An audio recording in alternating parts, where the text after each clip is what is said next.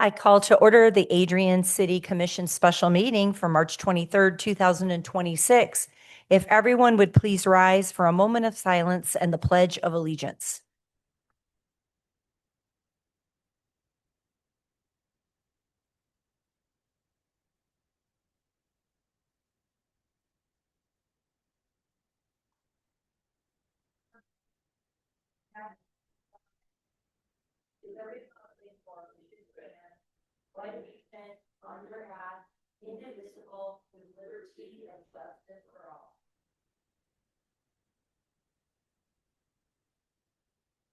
Roll call, please.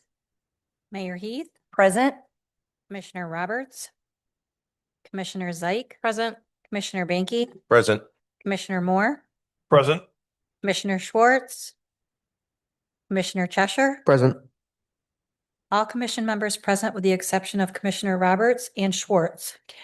May I get a motion to excuse Commissioner Roberts and Commissioner Schwartz? So moved. Support. We have a motion from Commissioner Zeik with a second from Commissioner Cheshire. Roll call, please. Commissioner Zeik. Yes. Commissioner Banky, Yes. Commissioner Moore, Yes. Commissioner Cheshire. Yes. Mayor Heath. Yes. Motion carried. May I get a motion to approve the agenda? So moved. Second. We have a motion from Commissioner Zeik with a second from Commissioner Moore. Roll call, please. Commissioner Zeik. Yes. Commissioner Banky. Yes.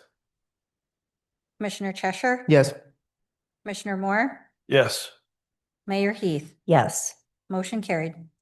At this time, we will have public comment regarding items on the agenda. We will begin inside the city chambers first. When we have exhausted all public comment within the chambers, we will then open it up to the Zoom participants. Just to reiterate, there is a 3-minute time limit, and for the record, please state your name and place of residence. We will begin inside the city chambers now. Hearing no public comment, we will now open it up to the Zoom participants regarding items on the agenda.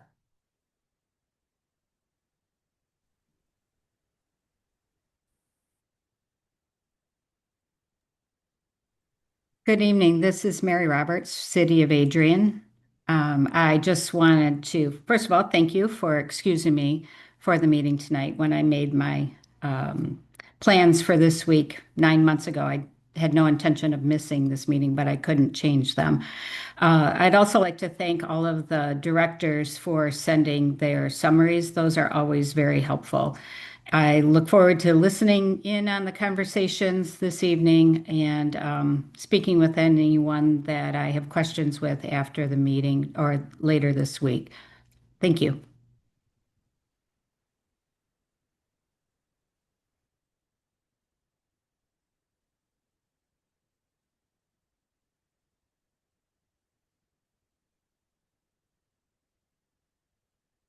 Hearing no more public comment, we will now begin our budget work session, and I will hand it over to our city administrator, Chad Baugh.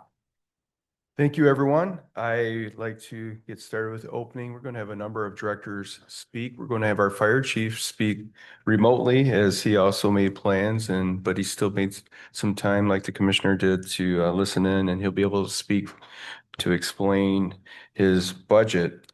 So, with municipal budgets, it's not unusual to have to make hard decisions, and some of those conversations I hope will be generated tonight. I think the core message should be, and we have to be mindful, this is not a discretionary budget. It's based on core services to preserve police, fire, streets, utilities, and essential municipal operations, and while keeping a disciplined mindset as it comes focused on the general fund tonight, avoiding commitments that the city cannot sustain. So in that spirit, good evening, everyone. Some may think this is dry, but really this is the part of our work that drives everything that we can do as it relates to service, and service comes first. Keep in mind, this is a disciplined operating budget that we're asking this commission to consider and discuss tonight. It's not a luxury budget. There's no unrealistic assumptions. And it's focused, like I said, on public safety, street maintenance, utility, reliability, and the daily operations to keep the city running. In the near term here, I'll turn it over to Nathan, and there's some recommendations that are tough that I have to make, but are based on, like I said, the core services. Therefore, you'll see tonight that I'll be making a recommendation not to fill our marketing or parks and recreation positions in this budget cycle. Both roles are very valuable to the city. I'm not trying to state that there's less value in those positions, but those positions are always the first to look at when you're trying to maintain core services. This budget here is to maintain operational stability, focus on making sure we can meet our increasing personnel costs. And in my view, staffing those positions now would be unnecessary and pressure the general fund when our focus should be on sustaining essential services and protecting our current service levels. Again, my recommendation to this commission will be focused on those things. This budget here protects essential services. It reflects restraint, not avoidance of the need. The general fund recommendation is lower than both the prior original and amended general fund budgets. Where the reductions appear, it's essential to understand they're designated to prevent our city from overcommitting. So with that, I just want to turn it over to Nathan as you present and orchestrate the directors to present their different budgets and open this up for good discussion from our commission. Good evening, everyone.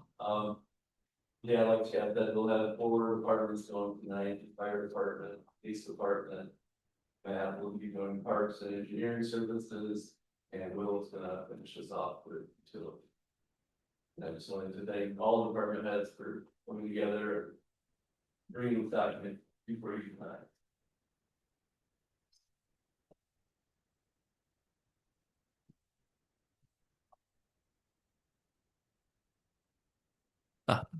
Hey, Nathan, I think it's maybe good for discussion too. We were just discussing probably around 4 o'clock, the operating mills that the city was at one point and how that gets rolled back with Headley. If you could explain. We're around 15 at one point, and now we're not. It was originally 15 mills and it's now been rolled back to 13.5299. There's a possibility of it this coming fiscal year. We're working through that with the county equalization to make sure we're all on the same page. But that's, roughly 1.4 mills that's been rolled back over time. And for those of you not familiar with the Headley Amendment, it's basically when local governments are required to roll back the millage rates when the existing taxable values are exceeding the rate of inflation. So it's happened quite often, I guess, the last 10 years. So And the only remedy to that is to do what? you could do a Headley override, which would have to go in front of the voters to restore it back to that, either the 15, or you could restore it to another millage rate, but it would have to go to the voters for that. And the drop occurred over how long? Oh, 20 years plus. Yeah. Thank you. And when was the last time we went for a Headley override and what was the outcome? I couldn't tell you that. Okay. Has very many communities done an override in the state of Michigan, are you aware of, or Chad? I believe I can just think of one, and I'm not sure of the outcome. We attempted an override within the last 12 years and it was unsuccessful. Very difficult. Yeah. I think the voters, when they chose move ahead with Headley many years ago, I think that sentiment is probably very much still viable in the populace.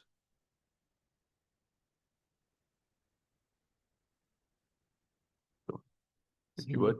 So further ado, What is- unless you have more. Can I ask you a question? That 1.4 mils, like what does that equate to in dollars? Did a rough calculation, based off today, if we were back at the 15, of like 600 to 700,000. So.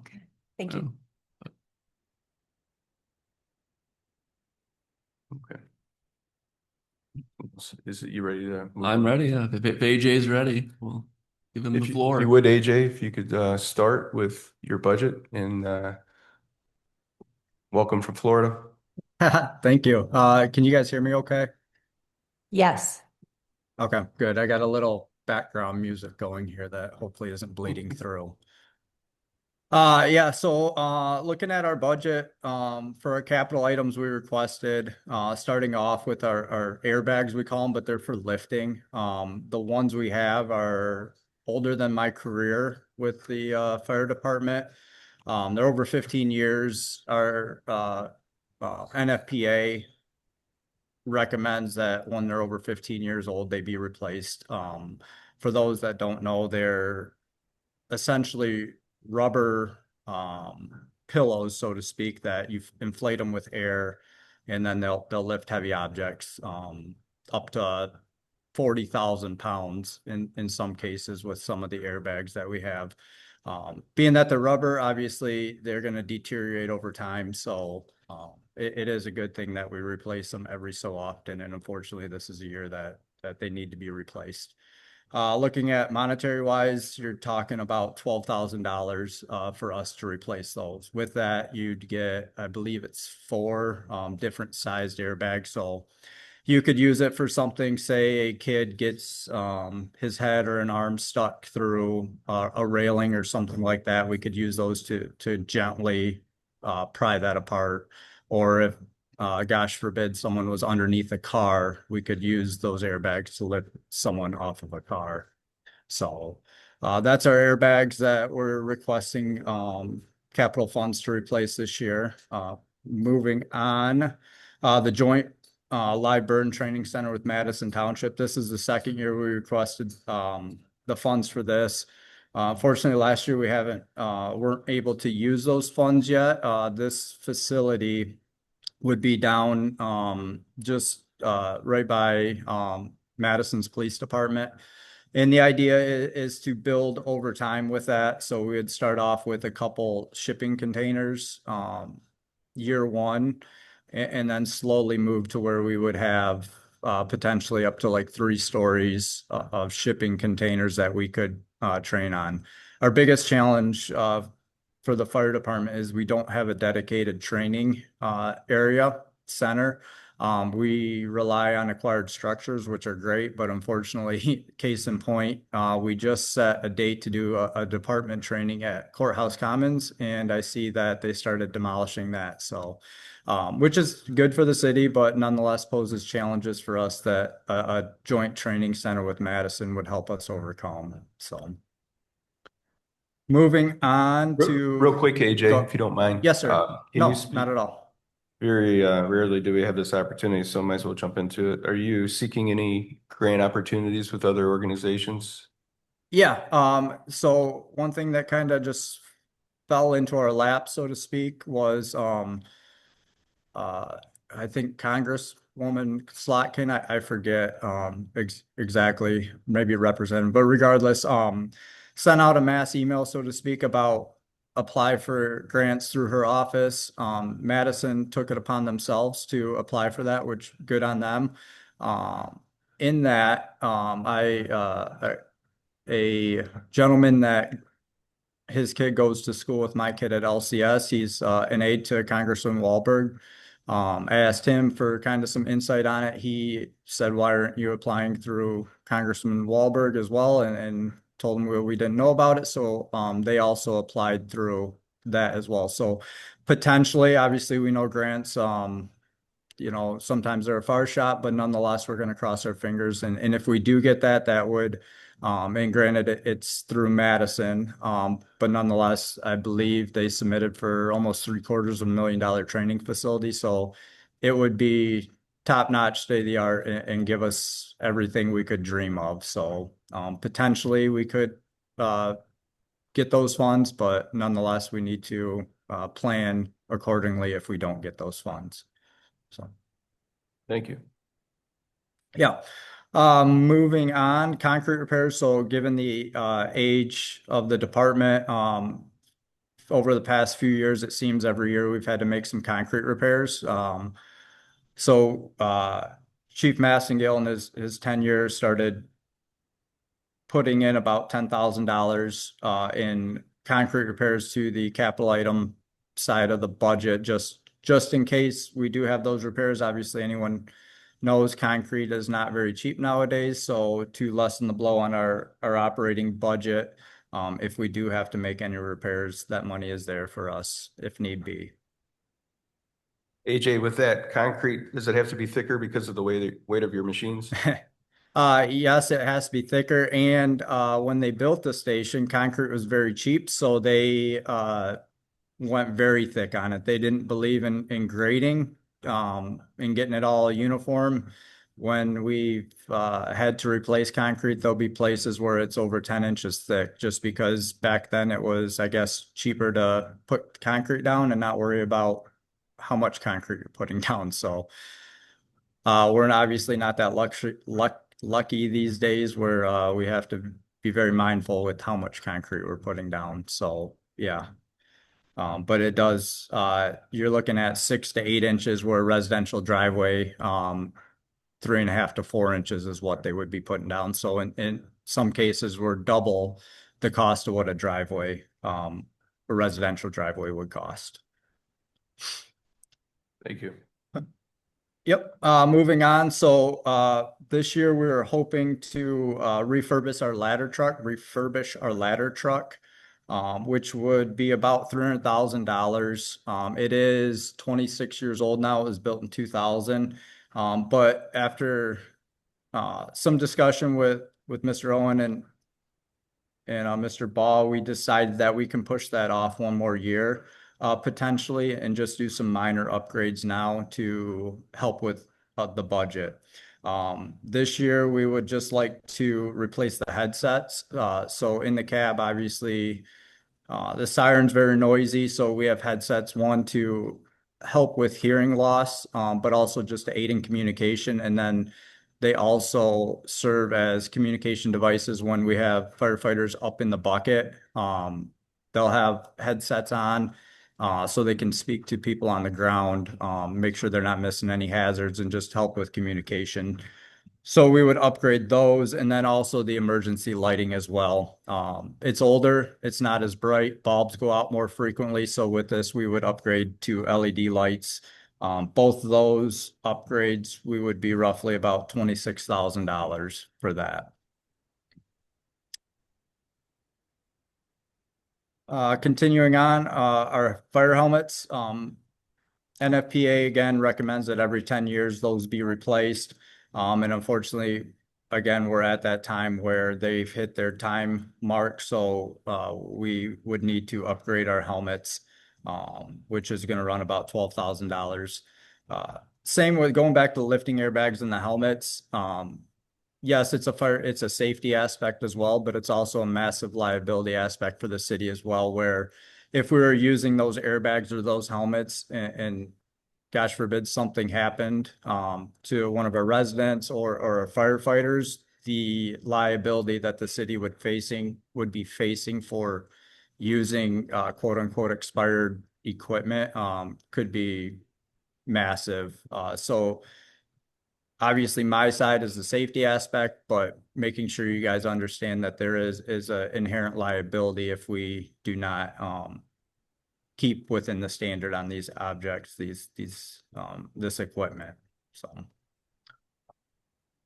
moving on to our fire inspector's vehicle. So when the program first started, which I believe I think it's been 3 or 4 years ago now. There was never a dedicated fire inspector vehicle, which was fine at first to kind of get it off the ground, get it running. But now we're at the point where we could use a dedicated vehicle for that fire inspector. He currently uses what we call our brush truck that we would use for grass fires or field fires. It's a pickup truck with a 200-gallon water tank in the back with its own pump. That truck obviously has an operational need for us that when he's out doing inspections, we don't really have that at our disposal. what we're proposing is leasing a small pickup truck, actually a Ford Maverick. With those costs being, it'd be $520 a month. It's a 5-year lease. The total for each year would be $6,220 per year. But with that, we're also keeping the miles off of our brush truck. That is a 2008 Ford F-350.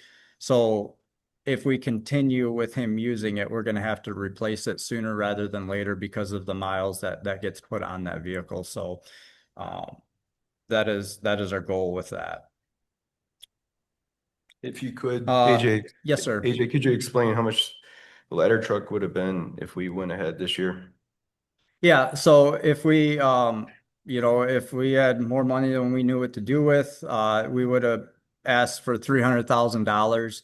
And that with that upgrade, or sorry, that refurbishment, it's kind of as much money as we want to throw at it. And with the other firefighters that have been working on this project, they thought 300,000 would be able to get a good refurbishment where we could get another 10 to 15 years of life out of this truck. If we were to replace it right now, we would be upwards of $2 million to if we wanted to go buy a new ladder truck.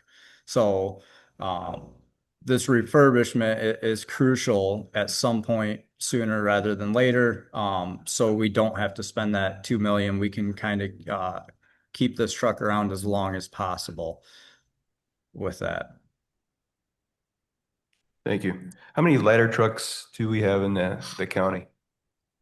In the county, so obviously we have ours. Madison Township has one very similar to ours, but they bought that one I believe 3 years ago. I don't remember the cost exactly. I know it was greater than 1.5 million, but with that, because of so many electronics nowadays, that truck sat out of service for the first 2 years, probably more than it was in service. There were times where they had it on fires and they weren't able to put the ladder down because of electrical malfunction. So honestly, if you ask all of our fighters and probably most firefighters in the country, they would rather have a refurbished truck than a brand new one just because of all the electrical gremlins that come with the new ones, unfortunately. So, Thank you. yes, sir. Can I ask a question? Yes. How many inspections do you do a year? Fire inspections? Yes. That is a good question. I don't have those numbers in front of me. Dave Comfort, our fire inspector, keeps fairly busy. And a lot varies because he's kind of at the mercy of the businesses. Granted, most of them are very good about when he emails them about scheduling an inspection, getting back with him. But nonetheless, he's at their mercy, so to speak. So I would, if I had to guess, and this is strictly a guess, I would guess probably about 10 a week. And then I guess along with that, he's also doing other activities that don't necessarily generate money for the city, but are very important. One thing is he's done fire safety talks with residents at certain buildings, one being Kiwanis High Rise. He went there and gave a talk just on general fire safety knowledge to them. Another one was Samaritas Apartments out by Country Market. He went there and he was asked to go there and did the same thing for them as well. Just for the commission's knowledge, this originally came as a request for a new vehicle. From experience, you usually realize immediate savings with a lease, but over that 5-year period, when you start getting in the 5th, 6th, 7th year, that's when the savings is usually vanishes. So it's something to be mindful of. We may be winning now, but in the end, we'll end up losing money by not owning the vehicles.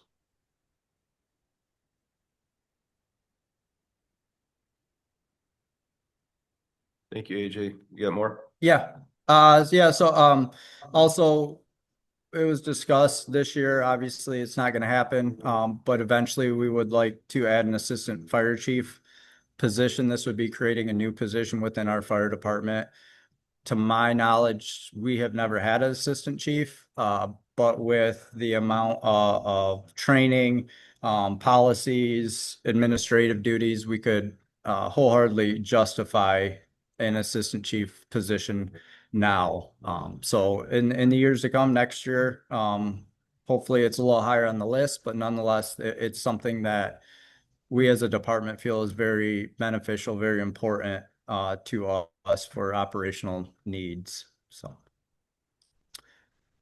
that is all for capital items. Does anyone have any questions on any of that?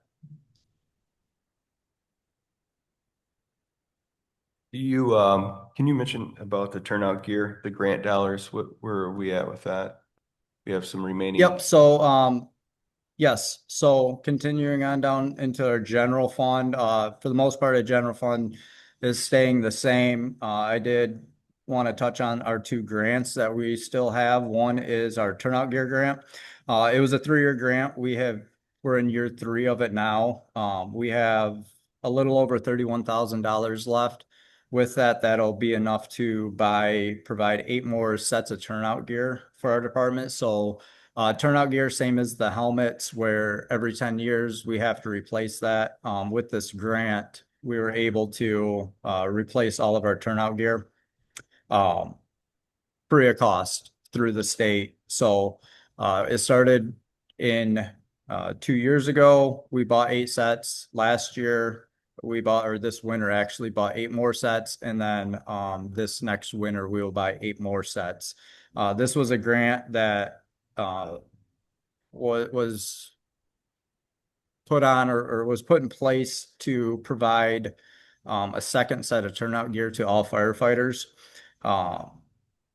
Well, all union firefighters in the state. And the whole idea is that gives firefighters a second set of gear to get into. So after a fire, they're able to wash that gear, get those carcinogens off of them. Obviously, most people know that firefighters are facing a higher risk of cancer because of all that smoke that gets embedded in that gear.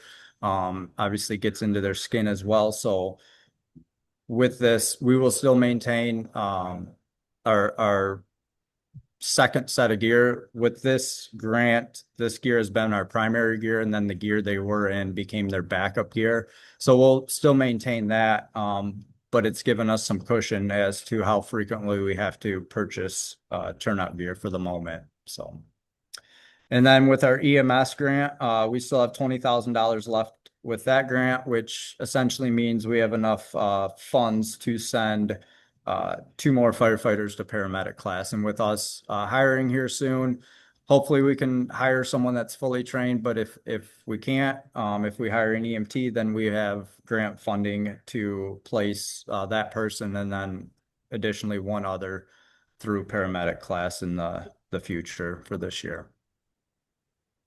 Is that a hire, fill open positions? I'm sorry, I missed that. State hiring for open positions. Open positions, vacant. These are not new positions, correct? Correct. Yep. Right. This is, yep.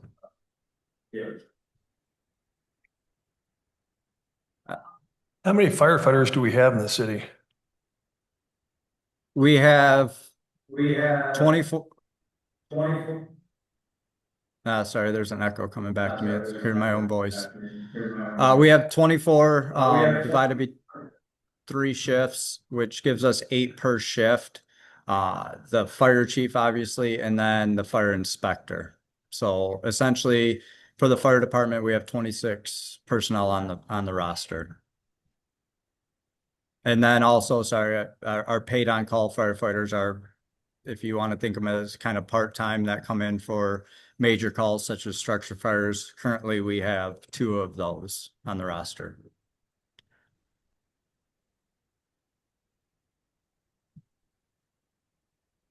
Do we just do less? I'm looking at revenues right now. Do we do less fire inspections possibly in the fall? And that is why at the end of December, we were only sitting at just shy of 20 grand when we have 80,000 expected for revenue?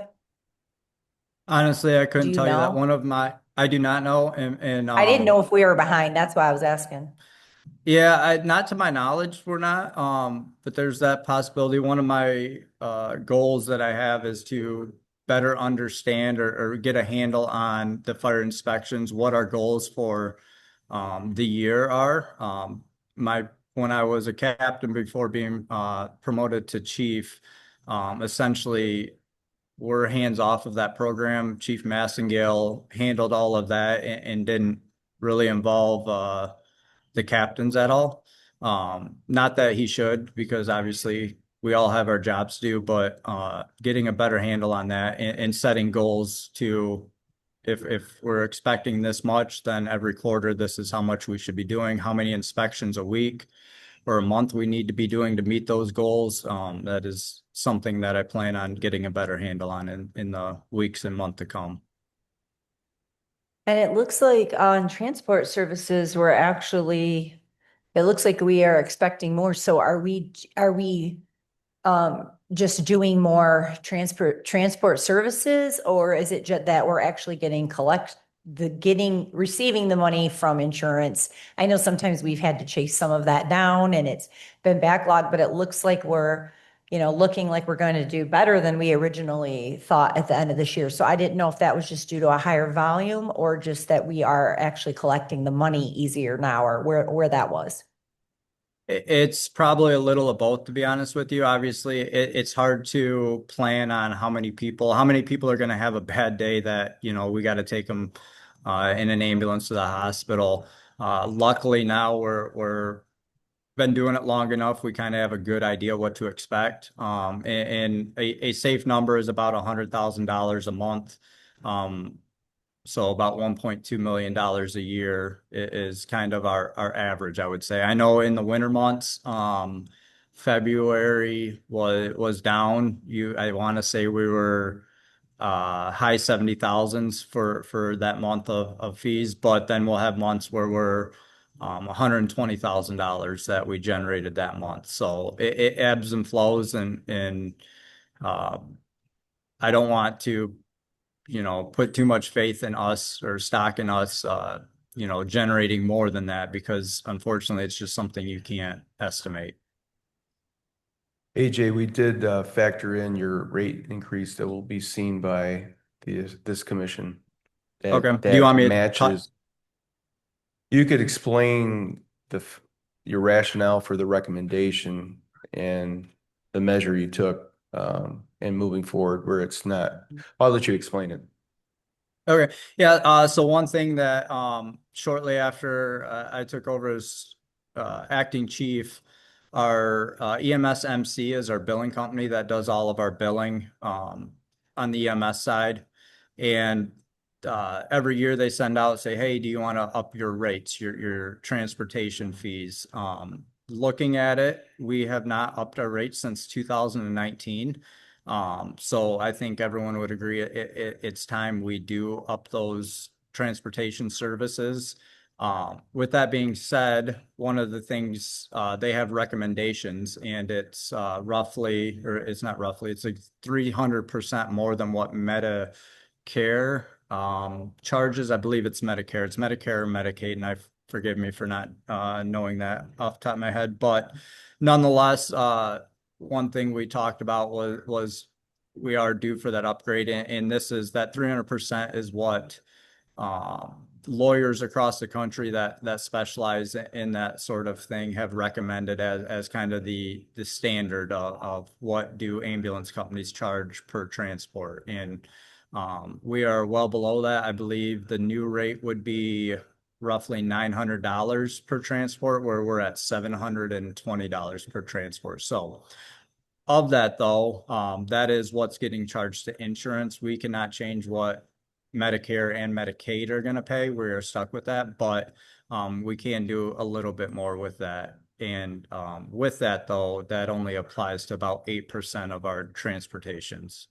So, So that 720 is that 720 the new rate then, is what you're saying approximately? That Or would be that our the old current rate? rate. That's our old rate. Correct. Okay. Yep. So I'll in the months to come, when we get more serious about this, I'll have a lot more information for you guys. I'll have the exact numbers and all the data on that. So, but hopefully by this summer or within the next couple months, that's something I can present to you guys so we can decide if we do want to go that route moving forward. I have a question in relation to fuel costs. So with the dramatic increase in fuel as of late, I noticed that your budget's actually reduced in fuel costs from this current year. Are we concerned about that at all? That is a good question. I guess I couldn't touch on that. I do not have our general fund budget in front of us, unfortunately. That was oversight on my part. It's just, I guess, something we hadn't considered. To be honest, going off creating our general fund budget, I just was looking at last year's numbers and kind of kept the status quo for this year.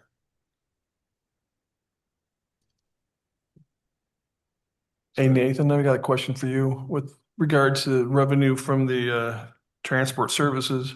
Does it match usually what they project the budget over the course of the last 5 years, what the city receives? So like he said, it fluctuates, but like 2024, they exceeded the budget is over 1.3 and then a little under last year, about 1.1. Okay, thank you. Yeah.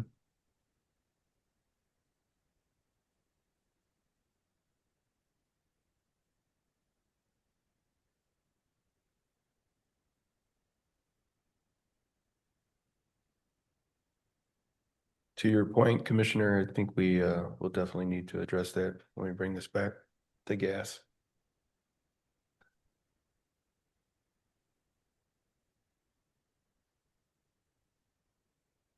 All right. Any more questions for the fire chief? Lights went out. It's out. Lights went I out in guess Florida. it's time for me to leave here, I guess. Nathan. Energy savings. Right? Way to make the cut immediately. Nice job. Nathan? Nathan, anything else? I don't know.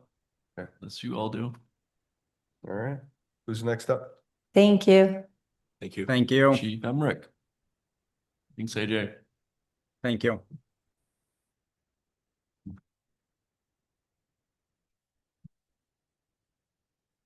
We have our police chief. I think he brought a prop too, so that's I have a video that goes along with mine. Are you trying to outdo Will now? Is that what it is? It's a competition.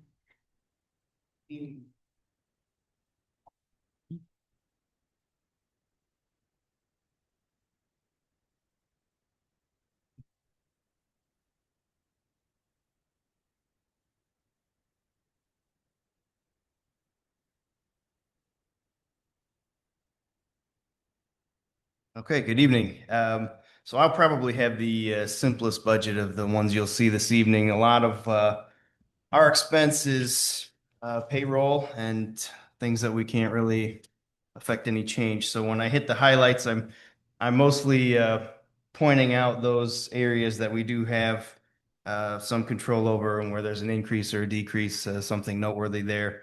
But if there's something that I have not touched on that you have a question about, please stop me. Excuse me here. So in the budget request for this year, the first item that changed a little bit is our school resource officer grant that we have with the Adrian Public Schools. They pay for a portion of that officer's salary and benefits package, and then we assign them to working strictly in the Adrian Public Schools. You've probably met Officer Josh Perry and his K-9 Charlie. The K-9 program was something that my predecessor started a while back. We used to have German Shepherds that were bite trained, very, very different from Charlie. We got away from that when marijuana was legalized, and we had a few years without a dog, and then Superintendent Parker approached with the idea of a more I don't want to call it an emotional support dog because that's not its name. It's still trained to track people and smell drugs and certain weapons. But Charlie creates an environment where children are happy to come in and see the dog, and it creates a bridge between them and the officer. So we've had incredible success since we have brought the dog back. But the reason for the change is that we had some capital cost when we did that. We had to take a vehicle and put the appropriate equipment in to transport the dog. We had some vet bills and sort of things that we had to pay to get that going again. So now that the program is up and running, it's very successful. In fact, it's been copied by the sheriff's department and some of the townships, but the grant was reduced because we don't have those expenses this year. So it's not anything bad. It's just that we paid for what we had to pay for, and now we're not anticipating that in this coming year. So the next item I have on here is our cadet assistance, which it's becoming increasingly difficult to find and hire police officers. And part of that is we now send them to the police academy ourselves. Whereas before, when I was looking for a job, you put yourself through just like you do in college, and then you go and try to find a job. Well, now it's pretty much universal that agencies are finding their candidates, sending them to the academy, and paying that bill. So the state has recognized that burden, and they have created what is called the Public Safety Academy Assistance Grant, the PSAA. We did a resolution for that last year, I believe, and we were reimbursed for our cadets at that time. It has been pretty automatic. So as soon as they get that form, we get the money almost, I want to say within a couple of weeks. So we do have some surprise turnover that I wasn't expecting, so that was kind of a last minute change to put some money in there. So we have an amount that we estimate that we will have to pay up front, but we also believe that we'll get it right back as soon as we pay it. So I've left that in as a neutral, but just something to be aware of. Overtime, just keeping pace with wage increases. Hopefully we don't use that much, but sometimes we do. So hopefully our turnover, it takes about a year once we identify someone to send them to the academy to get them through field training and then get them on the schedule. So there can be some backfill during that time where we're paying officers overtime to get the minimum number of cars out on the road. Axon products, that's the big one. So we've kind of broached that subject a couple of times. That's the one I brought a video for that I think will pretty much show all we need to talk about here. But to give it some background, this is something I used. I don't think it was last budget year, maybe the one before that. I'm drawing a blank, but it outlines the need for both products. So we use Axon body cams on our chest, and then we carry taser products, which are electromuscular disruptors that stop the brain signal to the body, and the person planks out, and you can get handcuffs on them. So in the instance that I'm going to show you, we were dispatched to a subject. It's a snowy night, and the individual's walking down Beecher Street on a busy evening, and he's picking up chunks of ice and throwing them at the cars that are coming at him, and then he's trying to fight with the drivers that are in those vehicles. So when the officer arrives, you're going to see his body cam from the time he gets out of the car, and he knows the subject. It's someone that we have dealt with regularly. Most officers know the subject. So when you see him, he's going to be kind of walking behind this person, following and trying to talk, but he's not really doing anything to stop him so much because he's waiting for his backup officers to arrive because he knows there's a high likelihood that there's going to be a struggle. And that's exactly what happens here. Some things to note. You can see that when they get close enough to the subject, you can see that he has put electrical tape over all of his fingerprints. And, we're not sure why that is. He's a subject with certain mental impairments. So your guess is as good as mine as to why he would do that. He's also carrying a large knife and trying to pick a fight. So not sure what was happening there, but obviously we needed to intervene. When the subject does pull the knife, what you'll see is one officer pulls the firearm, the other officer pulls the taser. Because as amazing as the taser is, and you'll see that, it's not foolproof. So if something were to go wrong, then the other officer is prepared to use lethal force. So it was very textbook deployment by the two officers. Very good work shown there. You will see the taser light up on the subject's thigh because you're aiming for major muscle groups. And then once it's deployed, you will see the subject lose body control. He will plank out because every muscle he has will tense up and he'll fall to the ground. So where someone could have been shot or stabbed, he'll have a few seconds of discomfort, then he'll be in handcuffs, and then it's over and no one's injured. If we had neither, it would be a justifiable use of lethal force. We would have killed the individual and we wouldn't have had any footage to show for it if we didn't have these products. So I think the importance is can't be understated. And I will say that, well, actually, we'll watch this and then we'll get into discussion on it. Go ahead. Good job. What are you talking about?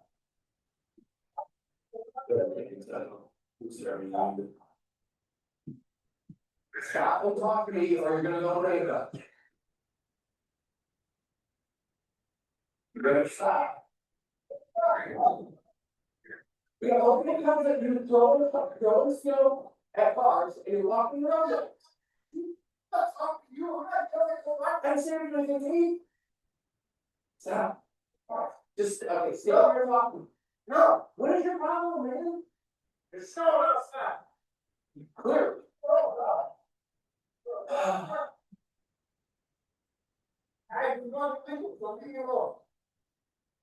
I'm not going away, man.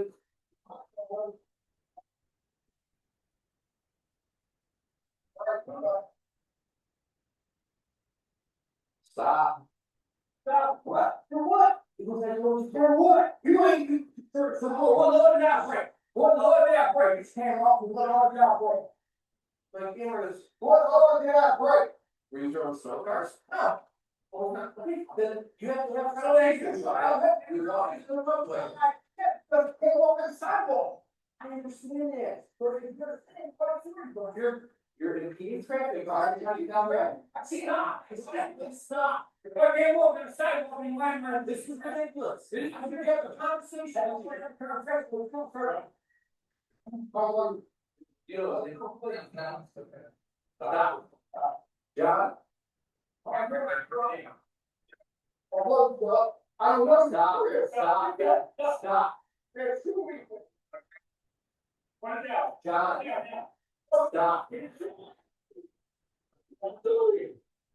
Stop. Stop. John, relax. Relax.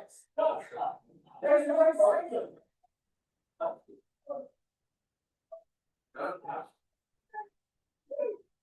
Right.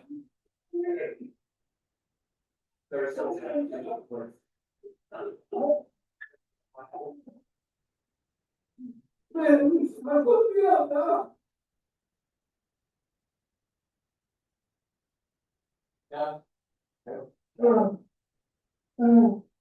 There's no one testing. I try. And we start. Okay, relax.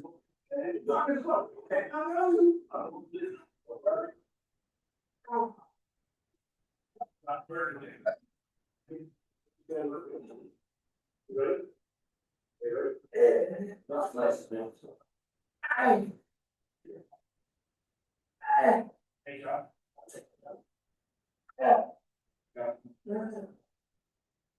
Let's walk your car.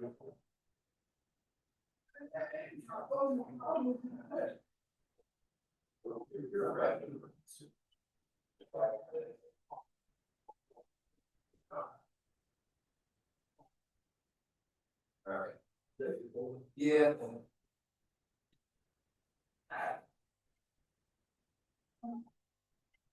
Let's see what product.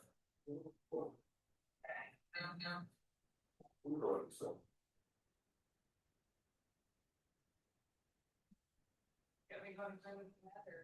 No, that's fine. Thank you. Right there. Yeah.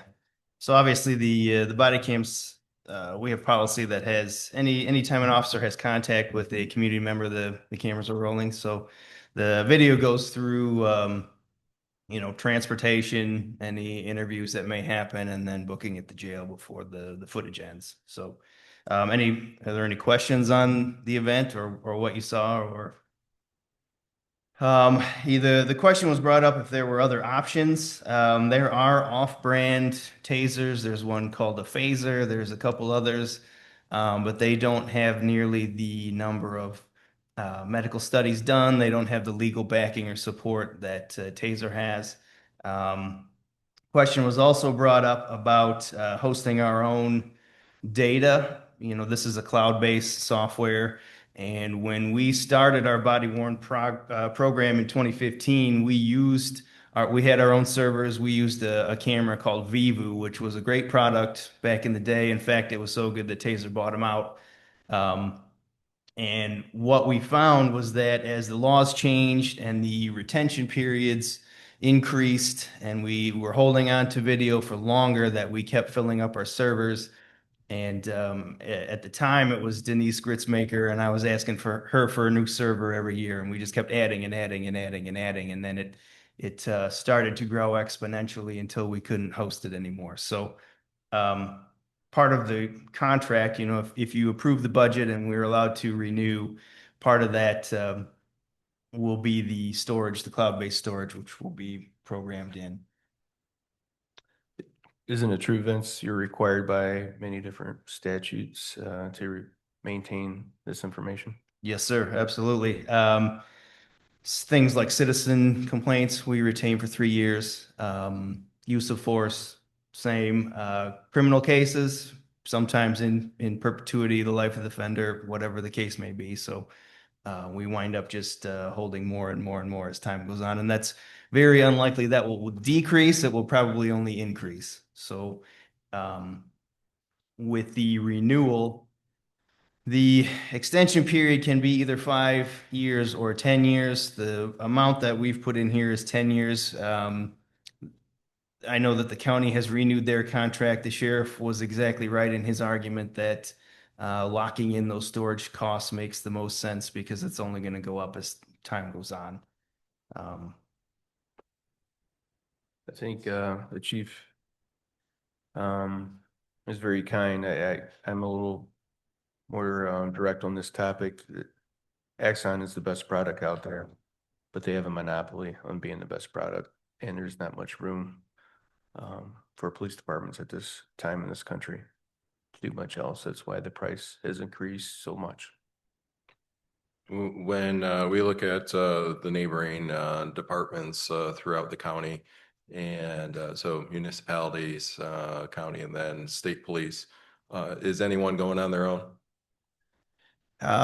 There are agencies that go on their own, much smaller agencies, not 24/7 agencies that you can get body cams on Amazon. I mean, you can get stuff that will do the job, but for us, we're running all the time, and when you come in, we're looking to get to the wireless upgrades so that when the officer pulls into the station, the footage goes up instead of trying to smash the USB cables in and doing that. But yes, there are some that's So let me rephrase then. So in comparable size departments of our budget, our city population size, there's fewer that are going down to the home aid diversion. right. More None to that the- come to mind. I mean, the county is our closest comparable, and they jumped on it before we did. So yeah, I'm not aware of any. Thank you. How many units are those, the tasers and the body cams for that price? So that was the quote given was for 33 officers, which is our full complement, which we don't have at the moment. We'll be a couple short of that, but that is to assign one to each officer. So assigning it out like we do our firearms. And this will last for 10 years, you said, or this is a per year budget item? Right. So the agreement, part of it has the technology upgrades built in. So as they develop newer products, they give them to us without increased cost. So if we sign the renewal, we've already upgraded under our current contract to the latest body cam, but when we renew, we will upgrade to the newest taser weapon, which will be the Taser 10 is what they're on now. I'm just curious, how often do you got to use a taser? Less than we used to. I mean, we had several deployments within the first few years, but it's not something, I think we less than 50 in a year. Yeah, And I think the risk component is a seven-figure civil suit during a lethal force use. absolutely. Absolutely. It's a huge consideration when something like this is available, when if you opt not to use it kind of thing. Yeah. If there's no other questions on Taser, the last two items I had on here is telephones. We recently signed on with FirstNet, which is priority service, and that provided a cell phone to each officer. So call in for emergencies, all of the apps that we use in terms of time management and training assignments and that are all now available on that. So priority service is the big one. Before we had a mixed bag of help me out. It was like T-Mobile's and yeah, we had a whole bunch, but this brought it all under one umbrella and provides priority service. Fire recently did the same thing this year. Capital equipment, that is the good news that I have to share. And we're in the sweet spot in the vehicle rotation. So we have low mileage. We're running into a heck of a lot of reliability issues with the GM V8s. We've had to replace 3 motors in the last year, all under 30,000 miles. So I won't speak to that other than it's not costing us anything. It's all warranty work, but that vehicle is gone for then at least a month while they do that. So that's very, very inconvenient. We're looking at different models in the coming years, but instead of purchasing 2 cars at the cost that we had last year, we leased the traffic vehicle that we just deployed. So that's the change in budget there. Question related to the traffic vehicle. So I don't see, $80,000 in revenue from all the tickets that we're writing. So can we just explain to the public that, this is not making us hundreds of thousands of dollars in terms of traffic enforcement? Yep, absolutely, Commissioner. Thank you for pointing that out. I had hoped to have an actual breakdown with me tonight, but the district court hasn't finished it yet. At the last time I checked, when we do a speeding ticket, I think the city gets $5 of that revenue. I mean, it's literally nothing.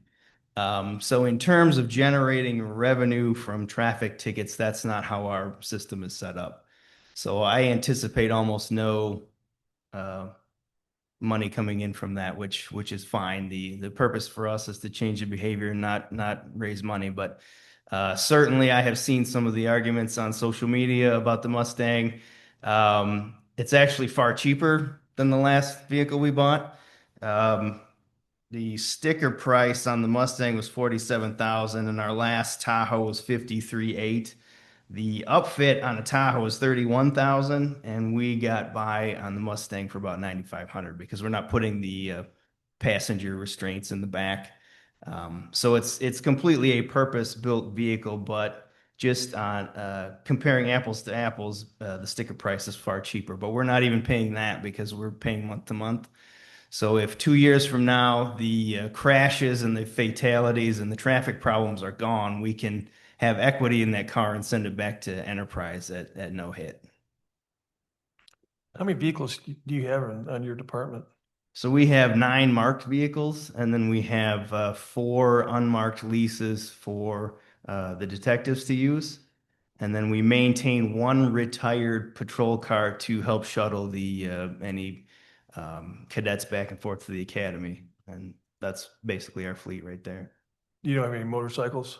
Nope, no motorcycles. We have 4 bicycles, but that's usually just me. So we're working on that. Would motorcycles help with your budget? Because I know other cities have motorcycles. I'm just curious. Yeah, motorcycles we had for a long time, but then the leases that Harley would provide to us went up dramatically. So that program was canceled just prior to me coming into this role. It was an expense, and the training, and then the amount of it was more of a public outreach than an actual enforcement type. So that kind of went away. Yeah, the equipment, the training, all of that was very expensive.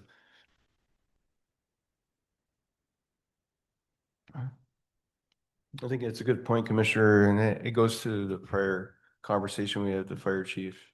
It's compliance based, change behavior, even with the inspections. I noticed the tone was, we were talking about making money. That's not what public safety does. You know, the goal is to make sure the environment is safe. We do that through a number of different ways, inspection on the fire side and with our traffic enforcement. I think the police chief just clearly stated the goal is to change behavior. So Yes, sir. And judging by everyone's reaction, you've probably heard comments about the Mustang. And the biggest thing about that is that it's memorable, that people saw it and they remember it and they know that we're out there. And that's what I'm going for. So when I'm out there on North Main and one of our detectives is coming in to work and he says, I knew you were out there because 30 vehicles in front of me were flashing their lights to warn me that you were there. That's good. That's what I want to have happen. So hopefully people are aware of that. I believe that's a standard two-door passenger car, correct? Yes, sir. Yes, sir. It is a standard coupe. That's correct. Can we, at least while the chief's here, and I know this isn't necessarily through his budget, but discuss rhino forfeitures just for the new members of the commission and in terms of what that money flows through the city with? I would imagine Nathan can explain it, but I'm assuming from my experience and what we've talked about before, you act as the fiduciary for the Lincoln Yes, State yeah, Police. Rhino unit has their own fund and their forfeitures go into that fund and funds their team activities. Yeah. Right. So as far as the Rhino board, I'm the chairperson there, and they have their own budget that we sort of help them plan for. Forfeitures are not anything like they used to be. The judges award less and less of those, so they're very difficult to predict when they're going to happen. And sometimes those span multiple fiscal years. So we report out to the state every year any forfeitures that we've had, and on the city end, the last thing that we forfeited was a pickup truck that had been used to commit a couple felonies. And what we found was that when it was finally awarded and sold, it didn't even cover half of the storage fees that we had for keeping it as it went through court. So we're going to try to avoid those in the future. I think if we had anything where a large amount of cash was seized, then we would probably evaluate at the time. But as far as vehicles and property, we haven't had anything. The team itself is run by the state police. I don't have much information in terms of their forfeitures. I know that from the meetings, I can say that there's been a marked decrease. Any forfeitures that they've had, they have started entering that money into, is it class or glass? Yeah, they had a large forfeiture a couple of years back, and they put that into an investment to kind of help support over I was time. trying to remember the acronym, but It was Michigan class. Yeah. Michigan class. Yeah. So they have actually they're trying to think in the long term funding for the team because it's up and down how much they get from the state. So they have started putting money into an investment fund to generate revenue and hopefully have enough in there ultimately to fund themselves, similar to what we do with the Fee Estate. And, oh, go ahead. Oh, I was just gonna say, I was gonna piggyback off of Commissioner Binky of what he asked fire. I also see that on yours, there's no increase for gas. Are you concerned about that as well? So Compared to last we year's? get our gas numbers from Matt. Um, no, I mean, for us, we don't get the greatest fuel economy because we're driving within the city, short bursts here and there. But if Matt's satisfied with that numbers, then I'm satisfied to plug them in. If we have to do an amendment down the road from another line item, we can certainly do that. But I don't think at the time, correct me if I'm wrong, when we submitted our numbers, I think we hadn't experienced the spike that we've got right now. So it might be something he's working on as an adjustment right now. When opioid settlement funds, so I know in previous budgets that spanned, I think, was that fire last year, or is that in contingency this year, or how's that? It's still all there in contingency. There's no real earmarked for it. Fire talked about it, but that was never realized, so I don't, it's just, there's 70,000, just over 70,000. I think it's important too to consider those restricted funds based on the settlement, and you have to make sure that they're used according to the settlement. Yep. And I wouldn't put any legacy costs on top of $70,000 because I'm not certain how much more money is coming. Yeah. Thank you. But to your point, Commissioner, it could be used for it's pretty broad and related, obviously, to the side effects across this country as it relates to overdoses and medical runs, support services for those that have issues with substance use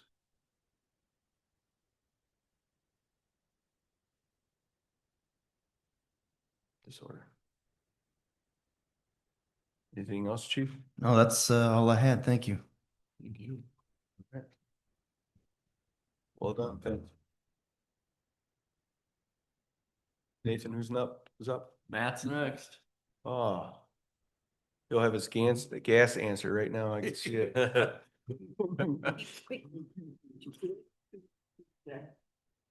was nice of the chief to let everyone know. Yeah, he's nice then, that aspect. Good evening, Mayor and Commissioners. I guess to answer the question about the gas, we, when we're preparing the budget, we use the last 5 years balance reports to determine what the next couple of years is going to portray. So as we look at the budget, and their gas numbers have gone down over the last couple of years, so we take those averages. Obviously, it's just an estimate, but we take the averages over the last 5 years, and it seems that they have been decreasing over that time. With gas prices going tremendously up, almost doubled at this point. There is some concern, but we do have some fluff in those numbers as well. So, for the majority of our conversations tonight, I'm going to refer to the summary of, well, the first one is cemetery on the front, and I'll work down that list. So as far as revenues, you can see there we're proposing a $3,300 difference. Again, this is just based on our averages over the last couple of years. We have no idea how many people are going to be utilizing the cemetery each year, but we have seen a decrease over the last couple of years. Our expenditures are going down roughly $20,000. In our capital equipment, we did propose a piece of equipment out at the cemetery this year, but due to the trying to balance the budget, we have eliminated that at this point. So we're not asking for any capital equipment at the cemetery this year.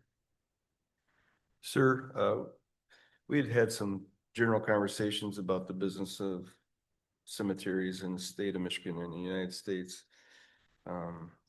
It's a declining business financially, correct? Yeah, as you can see, it's very expensive to maintain and operate the cemetery. It takes about $522,000 is what we're proposing to operate the cemetery this year. And the cost for the burials and the upkeep is astronomical. It doesn't even cover what we're paying for, obviously. But are you saying though that you're also just seeing a decrease in people coming in and buying plots? Is that what you're also saying? Yeah, a little bit. We're only proposing a $3,300 hit this year in revenue, which is quite honestly just a couple burials. So it's not drastic, but every year it obviously changes. So. Part of that conversation surrounds, I think we've all seen it probably in the media, cremations becoming more of a choice by families. Has there been any discussion related to more green burial services as attracting opportunities? So I know I've been hit pretty aggressively with the services up in Oakland County that you're not embalming, you're not putting a big concrete vault in place, that sort of stuff. Kind of more of the the gentle meadow type effect. And I'm sure there's probably a premium on that. And there could That's- be, yeah. Yeah, that's even cheaper than this with a little less stuff. So Yeah, it is something we can look into for sure. Moving down the list onto the park side, we have a proposed revenue difference of minus 3,100. Our expenditures went up 71,000, and that's due to an increase of the building space allocation. We need some repairs made to that roof out there. That's going to cost us about $15,000. There was, and again, these are just kind of the highlights that I saw throughout all of the line items in the parks budget. The increase in wages and increase in utility cost for the parks building. It seemed like most of the costs were coming from those three items. Our capital projects proposed for Parks Department this year is the Heritage Park ball field irrigation and pump upgrades.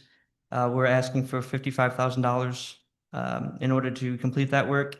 And this is just to build some of the revenue source for our softball fields out at Heritage Park. Right now, we have 2 fields that have been irrigated over the last several years, and we're trying to finalize this and get the last 2 irrigated.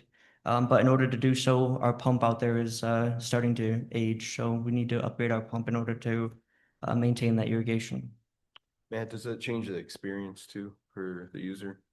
Yeah, absolutely. So we have a lot of interest on our 2 fields that are irrigated.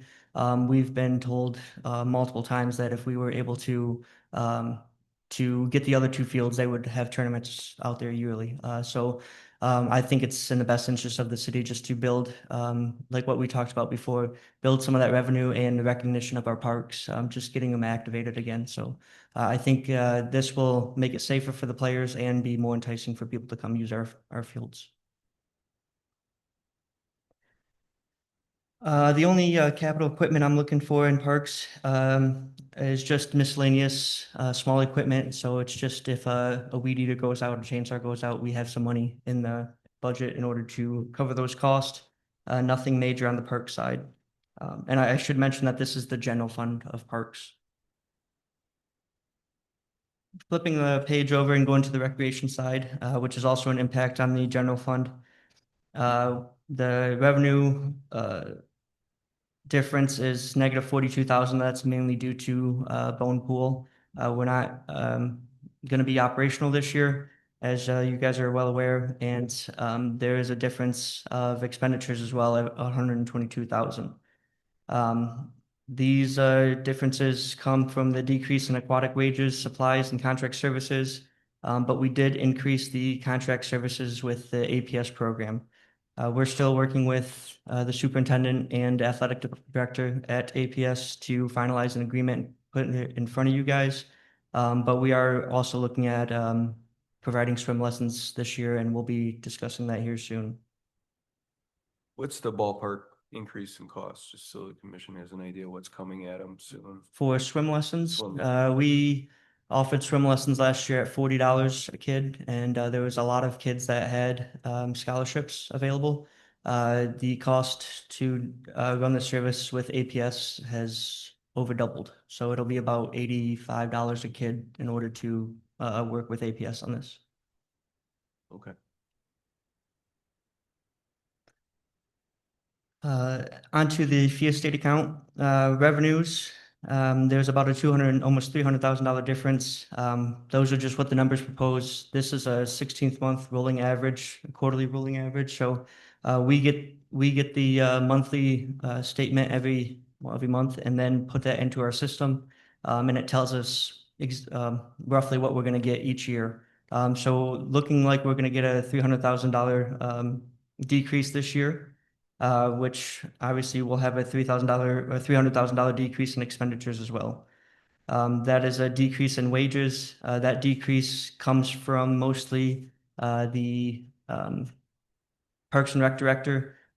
Since Jeremiah worked his way up a couple years, and it was proposed to have a Parks and Rec director in this budget, that has went back down a couple $1,000s to affect that difference. There's also a difference or a decrease in the capital improvements and equipment, as you can see down below. So Before we were offering, proposing about 291,000 this year or last year. And we're only proposing 82,000 this year. That 82,000 is combined of the KRTA, which is $50,000, the tree planting that we do throughout the city, and some asphalt maintenance throughout our parks. The capital equipment that we're asking for is a mower, and that's about $18,000. Nathan, can you explain maybe a little bit, mostly for those that are in the audience and online tonight, maybe for the commissioners, what the fee estate can actually be used for? Well, the keyword is beautification. And that's primarily beautification activities. And the big, like Matt was hitting on the big decrease this year, they hit capital pretty hard the last couple of years, so. Okay. And that would get into the, it's almost like the fund balance that had rolled over, so we had to use some of that, so. With this budget, hopefully that will help it out a little bit. And our fund balance in the fee estate's around 23 million? The entire investments, yeah, like 25 million. 25. This was a built up like fund balance, there's like 500,000, now it was up near a million, so. Yeah, I think over the last couple of years, Jeremiah had proposed using some of that fund balance to draw it down. We're not proposing to use any of that fund balance this year. We want to build it back up so we have it for the future. It's important to note because it's been drawn down for a few years. Yes, yes.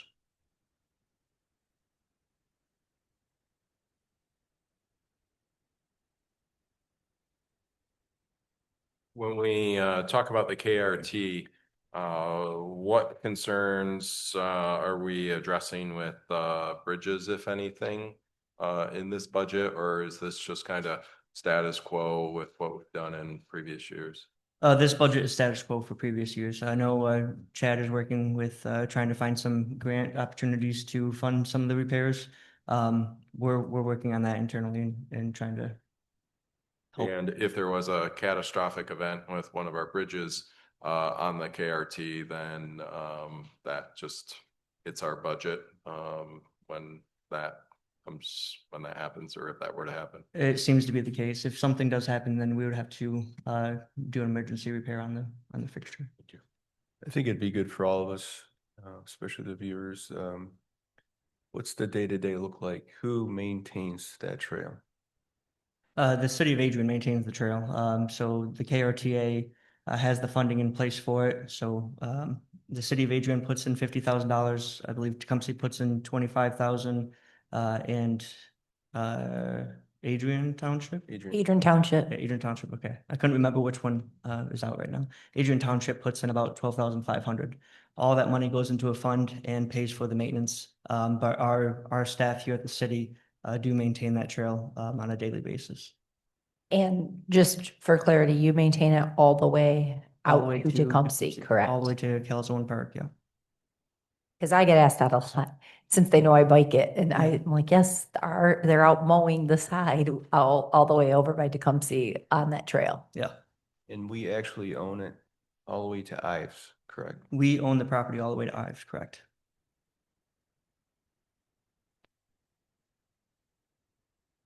Anything else on the cemetery, parks, rec, fee estate side? Okay.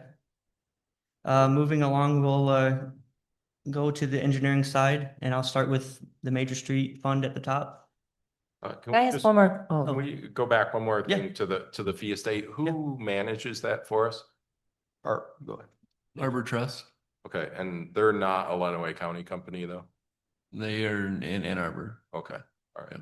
Because I know there had been some comments within the community before that we have, quality trust management firms within Lenawee County, and that if there was ever an opportunity to look for having it local, that I think there would be some local businesses that would appreciate the opportunity to manage that trust.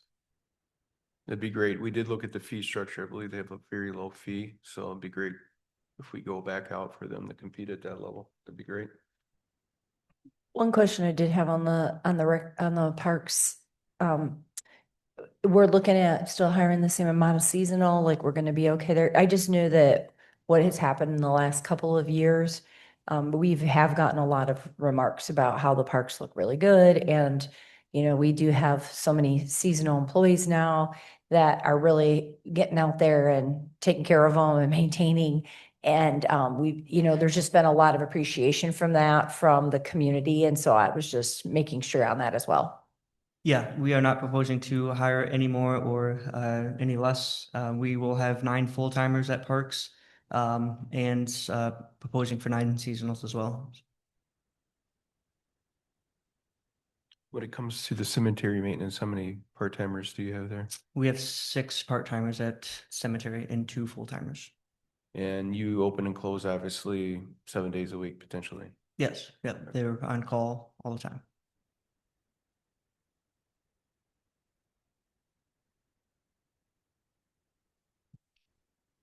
Okay, if there's no more questions on that, Major Street Fund. So just to kind of give you some insights, we are funded through the gas tax revenue by the state. This is our Act 51 funds. So we have to report all of our street mileage to the state each year. And we have 41.48 major miles. They put that into their number and tell us how much they're gonna, into their formula and tell us how much they're gonna give us. This year, based on the new bill, it looks like that we're gonna get an increase of about 136,000, almost 137,000, for our Major Street side. Again, they proposed a new bill, called the Neighborhood Road Funds. They're proposing to give, a lot of municipalities some additional funding for, street maintenance. We're looking at getting about, I think it was about $802,000. And this is a new fund that we haven't seen before. This is based off of the marijuana tax increase of 24% and their revised gas tax plan. So we took those numbers and split them in half between major and local streets. So that's that $401,000 that you see there. We have not received any funding yet. Honestly, the state is still working on their side to figure out how they're gonna give us these funds.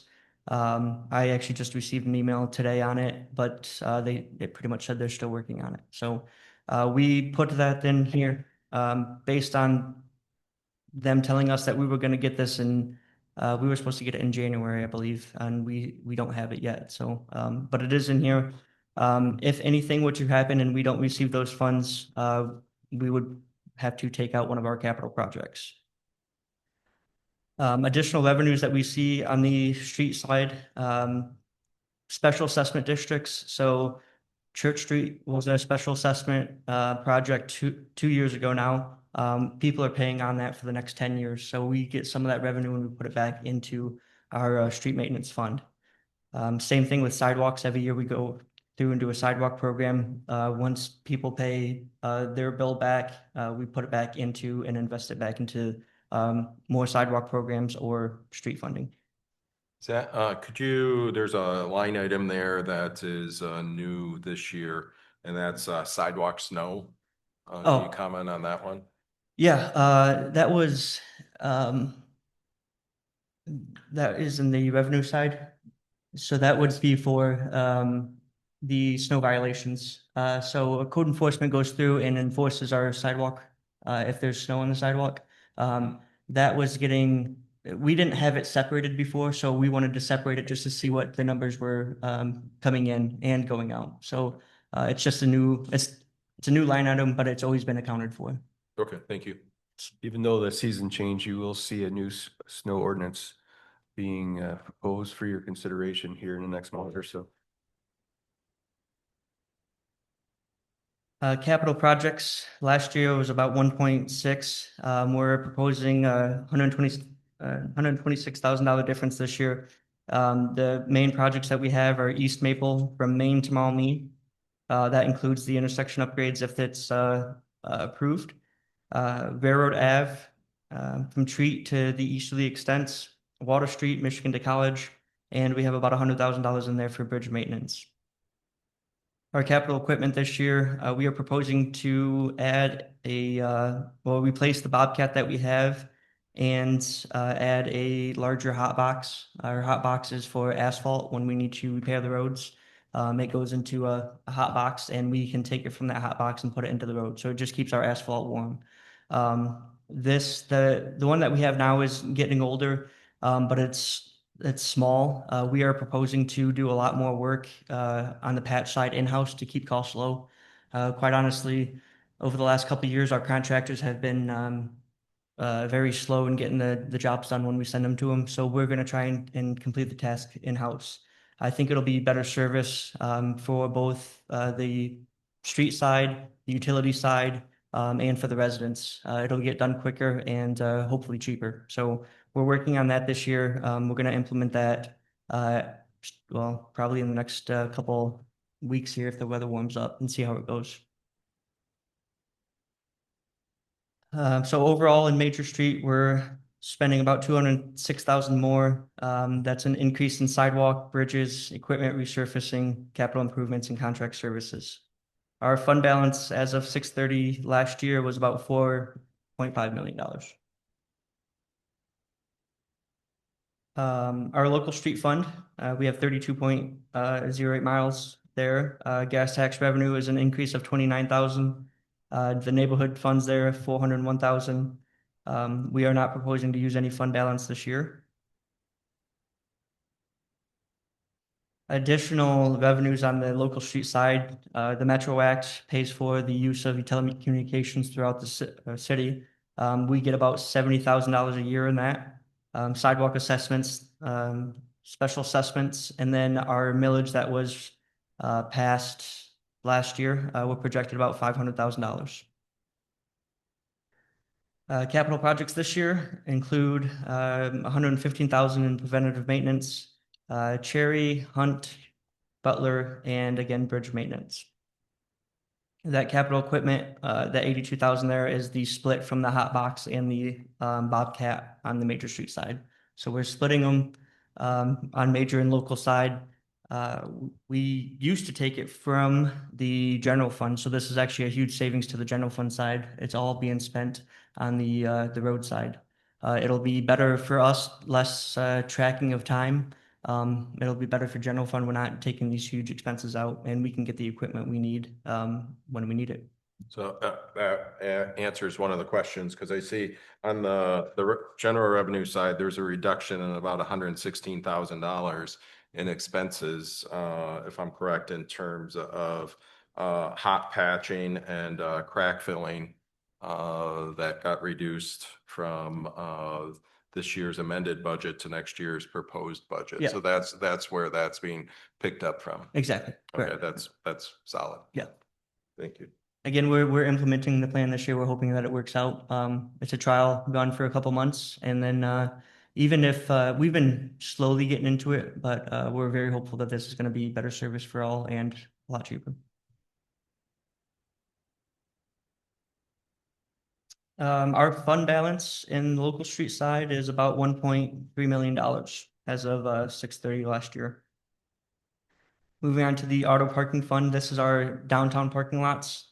All of our revenues are listed there. We get 60,000 from general fund, 60,000 from the TIF, special assessment 60,000, and then Fiesta also pays 25,000 for their beautification of the parking lots. No changes there. Our proposed expenditures are 11,282, and that's probably just a mixture of a couple things here and there. Our fund balance in that account is almost $900,000. Matt, on that downtown parking. Yep. The city added quite a bit of parking last year. Do you feel that the rates that we're going to be charging is going to cover those expenses down the road? Yeah, I believe so. So Kristen sets up the parking special assessment plan, and I think every year they go through and reassess. So we added, I want to say 87 spaces this year. We also removed about 13 in the South Winter Street lot. So we are adding spaces, and I think we'll account for those over time too, yes. Onto solid waste. Our proposed expenditures this year are about 1.7 million.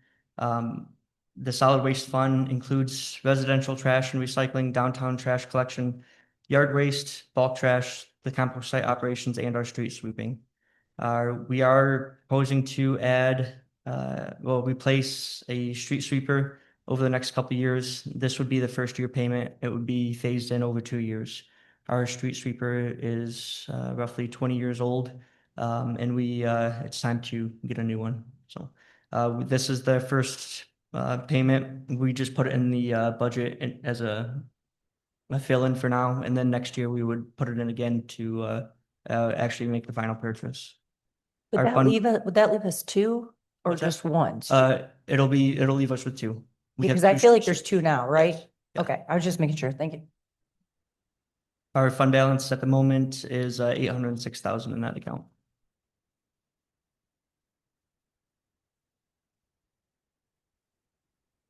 The building maintenance fund is proposed at a $16,000 increase for expenditures. About $486,000 is what we're proposing this year.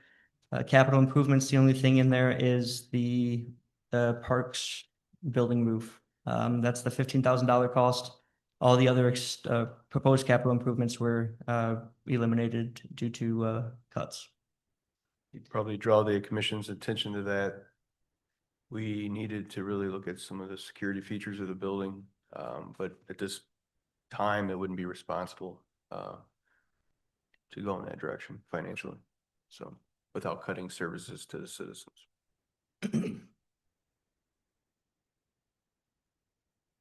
Our fund balance is about 107,000 in the building maintenance fund. And on general fund for the DPW side, our proposed expenditures are decreased by 201,000. But we are proposing 734,000. That's a very large number, but a lot of that gets reimbursed out of our street funding. So the majority of our public works employees get paid for out of parks, solid waste, auto parking. But general fund has to account for all that funding at first, and then we refund general fund through all the other accounts. Our capital improvements and equipment is a decrease of about 180. Again, that's because we are starting to purchase our equipment from our road funding rather than general fund. Can I ask something about winter maintenance? Mhm. Have we, are we just saying that it's probably gonna cost more just because it snowed more this year and we had to amend the budget? Is that why? Yeah. I'm just wondering why. I saw that it went up quite a bit and I was questioning if we're just expecting if Yeah, it is a hard again, winter, and if it's not, it's it's just based on to a- cushion it. Averages over the years, Okay. and this year we got hit pretty hard. One thing that I found very interesting was the average snow event that we have costs about $8,000. So every time it snows, and we call our guys in, we spend about $8,000 on that, even if it's for a couple hours.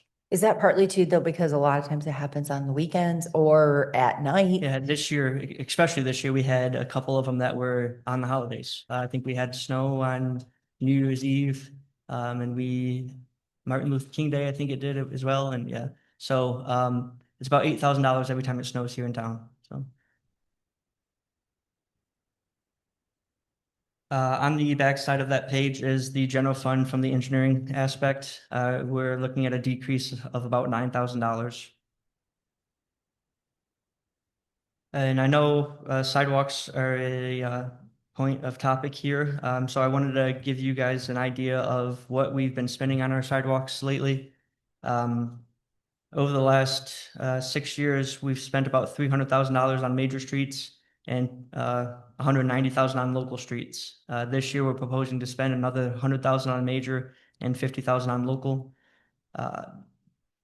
This is also additional sidewalk cost, which is getting paid for out of our projects. The East Maple, East Butler, Water Street, Cherry Street, and East Hunt Street. So all in all, we'll be spending probably close to $250,000 this year in sidewalks.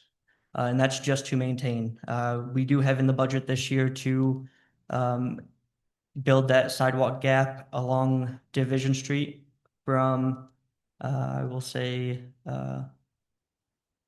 Southfield subdivision all the way to the corner of 223.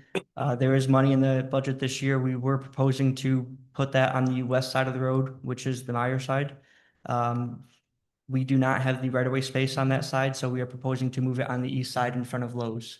If that's still allowable, we will plan to install that sidewalk this spring, once the weather breaks. That cost will come at about $35,000, and that will fill in one of our gaps. We do not have any plans to fill gaps at this point, just with the budget the way it sits. About $269 for one regular sidewalk slab. That's correct. As AJ mentioned earlier, sidewalk or concrete costs have went tremendously up. I think when I started here as an intern, it was about $50 a slab, and that was 12 years ago, 14 years ago. And now it's $269 a slab. But this is the cost to maintain the sidewalk, which is why we didn't really want to propose adding more sidewalk in town quite yet. We still have a lot to catch up on, so our plan is to maintain what we have, but fill in the necessary gaps, and we believe that Division Street is a necessary gap. Question related to routine maintenance with bridges. So there's budget adjustment there and contracted services from 2,000 to 20,000. What's our thought there?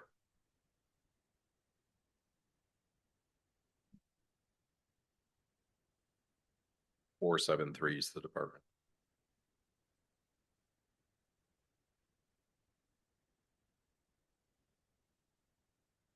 Maybe it's local. On the local side, maybe, yeah. We are planning a bridge project this year, working with Smith Group, not Smith Group, Manick and Smith, our as needed engineering services contractor. They're putting a bid together to do a lot of bridge maintenance. So that 20,000 will pay for some of that local bridge maintenance. This is over a 5-year plan. We are planning to put in about, well, I think, so last year we put in, I think, about 100,000. This year we're putting in about 100,000. Next year is a big one. It's about $1 million in bridge maintenance. And then the consecutive years after that, I think it's about 250,000, all coming from road funding. And those decisions are made how? How do you decide what, when and where? So we have to have our bridges inspected every 2 years per state code. And during those inspections, we sit down and work with our consultants to see what maintenance we need to do in order to keep our bridges safe. And this is what they propose to us in order to make sure that we are keeping up with the structure integrity of the bridges. So when they came back to us after their inspection report, we had to sit down and really figure out what our next steps were going to be. And we decided that a 5-year plan would be the best approach. Rather than all at once, we put some of the projects out later on because our road funding wouldn't have been able to take the hit right away. So we are taking last year's and this year's priority list, combining it into this year and hoping to get some better costs than what we proposed. But we do have a 5-year plan for this. And those inspecting the work are not doing the work, correct? What's that? Those inspecting the work are not doing the work. That's correct. Okay. That's correct. We'll put it out for a bid process to have some contractors perform the work. Can we shift to Department 448, street lighting?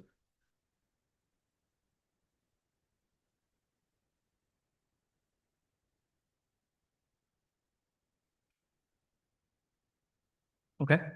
So I see this year's budget, we had 30,000, and then we adjusted it up to 68,000 with our amended budget. And currently, we've only spent $380 of that. Well, not currently, but up through 12/31. Are we still on track with that 68,000 amount? We are. We actually just signed a proposal with consumers to repair, upgrade the lights for about $11,000. We are sending them another list, waiting to hear back. We have a list of about 40 lights. It's generally about $1,000 a light. If it's a suspension light, it's about $3,000 a light. So we still plan to utilize all that 68,000. Yes. And then I see we go down. So while this year's proposed budget was 30 and we went up to 68, next year's proposed budget is at 15.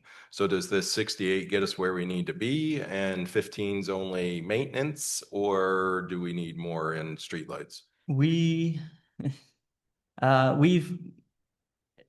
we are working with consumers. I'll say consumers has a plan out there to have all their lights upgraded to LED by 2028. We have taken a huge push to exceed, or I guess, meet that deadline.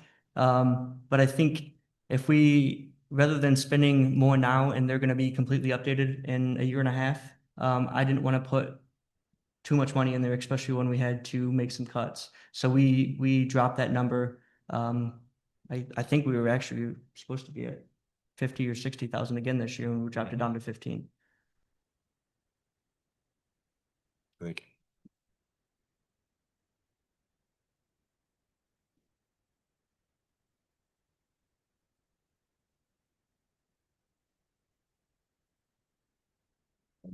We can go back to recreation while I try and find it in my note. I saw that there was one more.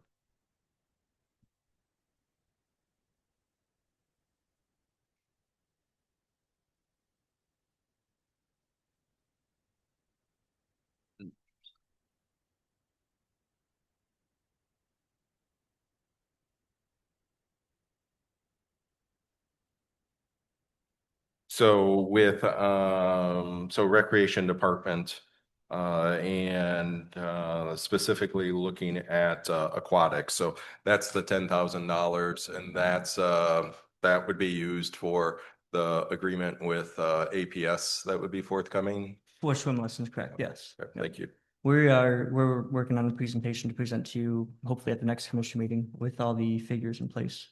And are we looking at, because I know there's a number of other programs that are sponsored by the city that APS I guess implements for us. Are we looking at expanding those services as well? Yeah, that's one of the other agreements that we're working on. Ideally, it would be best to have everything in one agreement so we can have swim lessons and other recreation programs all together in one agreement, and we'll present that to you guys once that agreement's written. But we did increase that to $50,000 is what's proposed this year. Okay, and what were we at last year? 30,000. How much? 30. Okay, We've been at 30, I think, for the last, well, since this initiated. gotcha. So the former role that I used to have would never ask this question. So the city residents make up more than APS. So we have students that go to LCS, students who are schools of choice, and students that go to Madison. So if you're a student in one of those areas, how do you receive recreation if it's APS that's delivering that format and not the city? Yeah, I believe that's one thing that we need to work on the city side is getting that communication out there. Quite frankly, a lot of times the programs going on, we're not even aware of them. So it's building that communication between us and APS at Recreation. And if they have a program in place, we need to be able to put that out on social media just to get the word out there for all of the community. It's not just an APS program, it's a community program. Right. So that's one thing I plan to work on with Nate and Chad. I do know that I've had to sign, being a school administrator, I've actually had to sign on children that don't live in the city limits, but go to a school, Adrian Public Schools, or a school in the city limits like mine, to show that they do go to school there. And then that qualifies them to play like Little League, because I had to do that for 2 Little League children this year. So I do know that somehow they are getting the word out, at least on that people realize they don't have to be a city resident. Well, I think that creates an inverse of a problem. Right. In the sense that now It does. APS opens this up to residents, or excuse me, non-residents who attend their program that we pay for. Mhm. That's why I was bringing it up, because I was kind of surprised about that, but it is in there. I do know that. There's essentially, there's a built-in loss there. Yes. Yeah, the recreation budget is not there to make money, Right. there to provide service. Yeah. And to clarify, Adrian resident goes to Madison schools, they still get swim lessons. That's correct. Okay. There is a factor in there for non-resident and resident. So I think the resident rate was $80 and the non-resident rate was 85 to 90, if I remember correctly. You know, it's not significant in terms of the money that we're here when we look at, you know, the multi-million-dollar budget that we have. But, you know, there was a line item that I created that was, you know, affectionately known as the maple tax. So if you were a Adrian Public Schools residents and you participated in a YMCA event, you paid one rate. And if you weren't an Adrian Public Schools student and you were attending a YMCA, you know, using the pool, you had to pay a higher rate. So I guess, you know, we can very easily fund a program, but you know, if we're not talking to the other municipalities about funding a recreation program and we're paying for their kids to do that, you know, does someone else, do they have to pick up that rate or something along those lines? Not sure if that's a conversation that we want to entertain at that time, but you know, we are subsidizing students from outside of the Adrian city limits for recreation programs, which is great, but we're also making $4 million in cuts this year from our general budget. In this partnership, they don't give monetarily into it. It's just us. I'm asking because I can't remember. Yeah, they provide the staff and supervision and coordination. They provide the events and we just supply the money.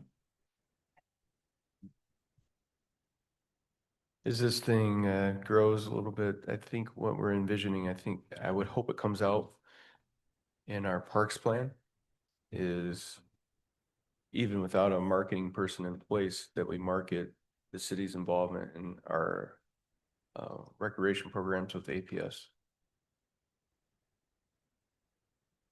Yeah, I definitely think it's a lost opportunity for marketing because I mean, we're footing the bill, and it is the APS recreation program. So, you know, our logo, I don't even think appears anywhere on any of those things. And I know that because I started it. So that would be a better opportunity for us, at least with Nate, to make sure that, you know, at least maybe co-branded through this so that our own residents know where some of that money is being invested. Absolutely. And that's what I want this agreement to spell out is everything that they're required to do on our side, on our behalf is we want our name out there. We want that recognition. So they are required to, anytime they have an event, put our name on that poster so we can get that recognition as well. So that's one thing that we're working on. I know for certain Nate's all in, the school superintendent on this topic.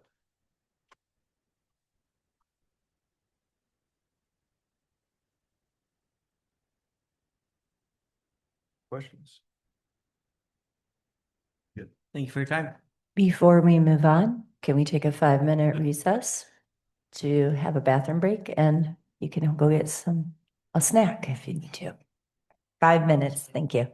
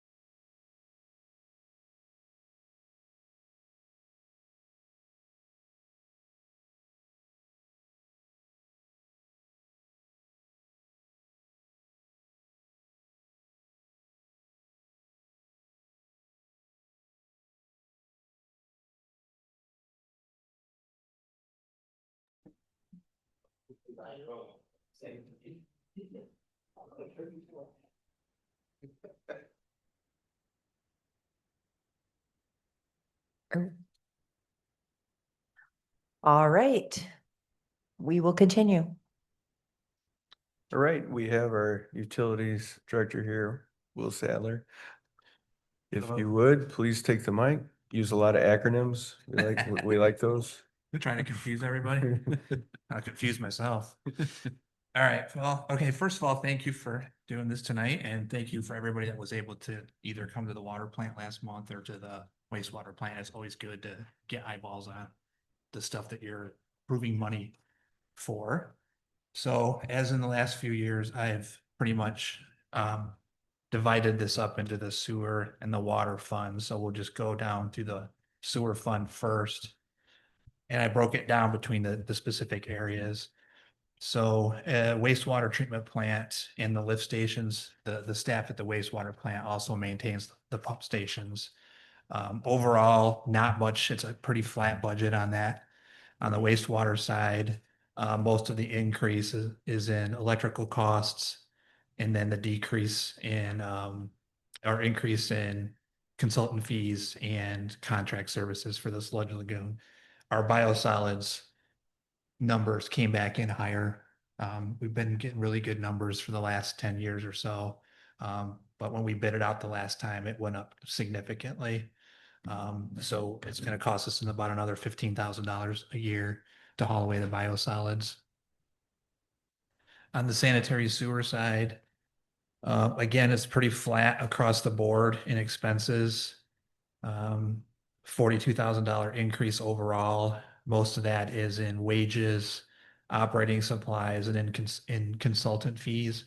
We've been working on quite a few large scale projects that are coming down the pipeline. So we've had to use some outside help, specifically Manic Smith Group, and in some cases, some other engineers that I've got or consulting firms that have helped us in the past. The increase in wages isn't necessarily because of added employees. It's just wage increases and also the way the personnel are distributed, the projects, because that department handles sewer and water. So they work on both. Admin and overhead, that's the biggest increase year over year, about $85,000 increase year over year. And as you can see, that's all personnel costs, whether it's pension contribution to healthcare or the various insurances, the insurances being like vehicle insurance, building insurance, and things like that. But overall, it's fairly flat on that. In terms of capital projects, I cut that back this year on both sides, on water and sewer, as you'll see in a minute from the water side, simply because we're doing a big project this year, a couple of big projects actually. We have a project starting with a contractor out of Wisconsin doing some sewer improvement work throughout town. We're lining about 20,000 feet of sewer, repairing about 100 manholes, and then reconnecting all of the active laterals to those. That was about a $1.3 million project that we bid out earlier. I think it was last fall, late last fall. We bid that out, and they just started within the last couple of weeks to get that project done. So I decreased a little bit on this coming year for planned projects for the next few years. So what I like to do is I like to budget several $100,000 a year, and then after 3 or 4 years, do a big project. It makes a lot of sense to do it that way because you're not paying for mobilization costs for people, the contractors, to come in every single year to do these. Just do one every couple, 3 years. And it actually is a little bit cheaper to do that way.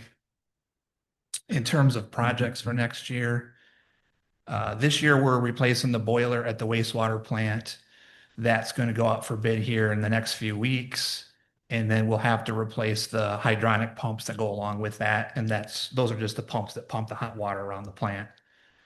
We've got air compressors that we want to get replaced. I believe this number will replace half of the air compressors in the wastewater treatment plant. Those were all installed back in 2005, 2006, and they were installed by our staff personnel or our plant personnel. We've got $80,000 in the budget next year to replace lift station pumps. Hopefully, we're going to get two, and we don't know if we're probably going to do two different pump stations and at least get one pump for each station so that we have a backup and then replace them when one of them goes down. UV equipment, we replace UV equipment every few years, and that's for the disinfection system at the wastewater plant. We have a service truck that is due to get replaced. I think the one we're replacing is a 2008, so it's getting up there in age. And these are trucks that are used every single day. And then sewer and manhole rehab projects, I've got 525,000 in the budget. Normally that number is more around 750,000. But again, that isn't necessarily going to be spent next year. That would go on to future years to combine to do another larger project. And then we've got other smaller projects like replacing lab equipment, valves, and so forth. Future projects, phase 1 is on track to start this fall. We will be bidding that out over the summer months, and that is through the state revolving loan fund. The project specs and plans are in Eagle's hands right now for review. So we should be getting those back for our final comments. And then those should be going out to bid, I believe, sometime in June. And that project will replace the force mains from our main sewage pump station at Island Park, the Broad Street pump station. There's 2 force mains that go from there all the way to the plant. So we're replacing, I believe it's about 11,000 feet of sewer. And we're also replacing 2 of the pumps. Also in that project are some more sewers throughout town that just need some attention, that have been identified as having cracks or areas that are starting to crumble a little bit. So that's going to be part of that project as well.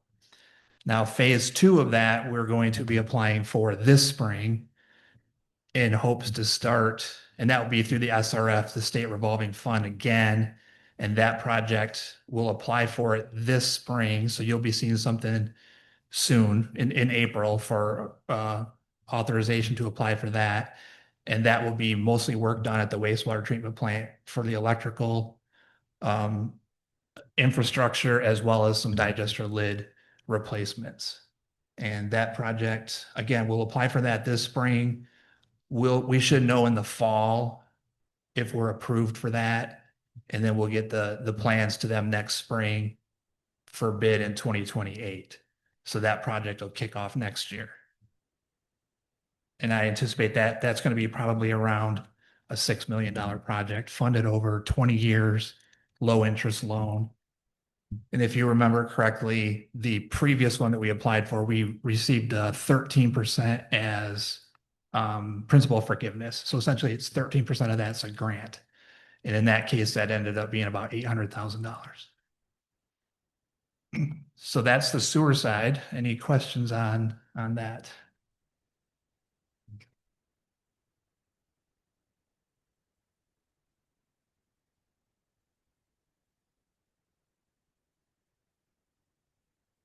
Obviously, we can come back to that too if you need me to.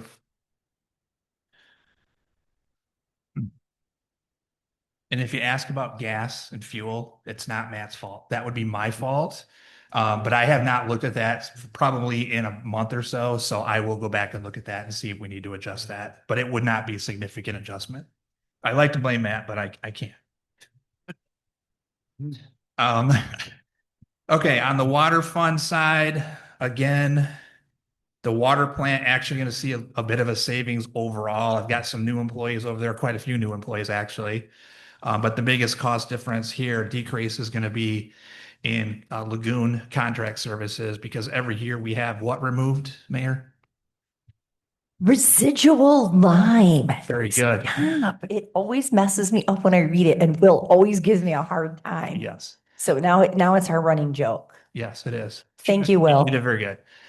So we have 2 lime lagoons at the water treatment plant, and the lime is spent lime from the water softening process. We have a small pond that's right across the street from the water plant. That's that blue pond that you see sometimes, and sometimes it's gray. The gray is caused by, does anybody remember? I did tell you. It's the activated carbon. So in the summertime, when we use a lot of the activated carbon for the taste and odor issues, that gets sent over with the lime. So that's what causes it to look gray sometimes. So we have that pond in the front that we clean out every single year. That's about 15,000 cubic yards of the lime residuals that gets hauled away, spread on fields for pH control. That costs about $225,000 a year to clean that out. We have a pond in the back. It's behind that pond. You can see it from the trail if you're walking down the trail. That one holds about 30,000 cubic yards of lime residuals. That one got to be full. So what happens is we fill the front one up, and then as it gets full, we switch it to the back while we wait for the contractor to come in and clean the front. So over the years, the back lagoon had filled up. So when I started in this position, superintendent of the water plant said, "Hey, we need to start doing something in the back." So for about the last 8 years, every year we just take a little bit out of the back. So now we've got it about a third of the way cleaned out. So this year I decided we're going to take a break in the back and not take any. So that's about $75,000 that we're going to see in savings for next year. And we're anticipating some higher electrical costs at the water treatment plant. On the distribution side, this is the department that works on all the water mains and all the water services. Increase of about 94,000. Again, wage increase of about 77,000 and equipment maintenance of about 20,000. Again, that's not adding new employees. That's just how the money is divided up. In certain years when we do in-house water main projects, I usually charge the labor to that capital project. Next year, we only have one water main project that we want to do, and that one's probably going to get bid out because it's going to be a little bit big for us to do. So we'll probably bid that one out. Admin and overhead, again, a fairly small increase in expenditures. I say fairly small, still 57,000. And as you can see, it's mostly with personnel costs, increase in pension contribution, and increase in healthcare costs. I have a almost $30,000 decrease in consultant fees, and that's only because for the last couple of years we've had to update some of the things at the plant, the water plant, so it's cost a little bit more in consultant fees, emergency response plans, and so forth. Capital projects, again, another a slight reduction, about 10% or so from the previous year. Well maintenance, we're still on track to try to clean two wells every single year, and the cost of that is just going up and up every year. We have some dam repairs to do, and that's just concrete, mostly aesthetic concrete work. And I hear everybody talking about the cost of concrete. So that money will be added on to money in this fiscal year's budget, combined together to do the bigger project.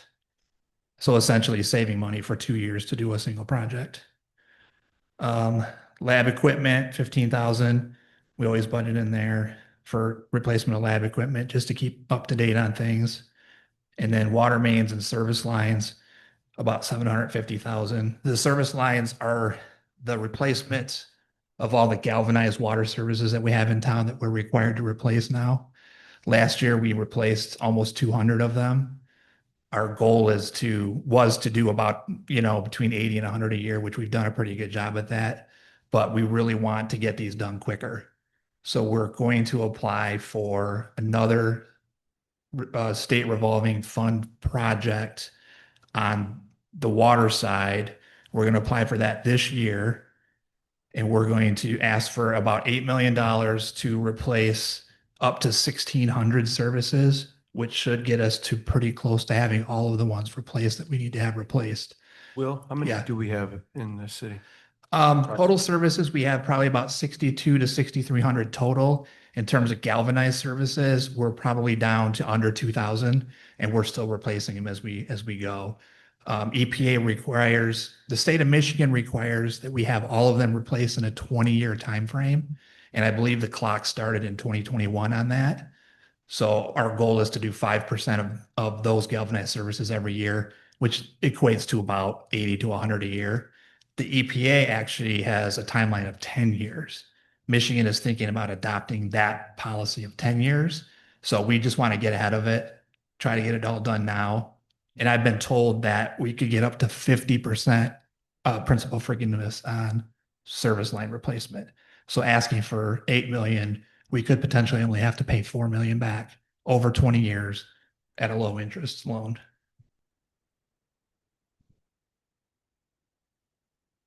And then we always talk about the wells. The following year, I'd like to do a second project again to potentially replace the 4 wells that we have and add a 5th well that we've talked about. We've gotten good comments back from Eagle, and we're pretty confident they're gonna approve that, but it's still kind of stuck at that level. Where's the location? Same well field, same person.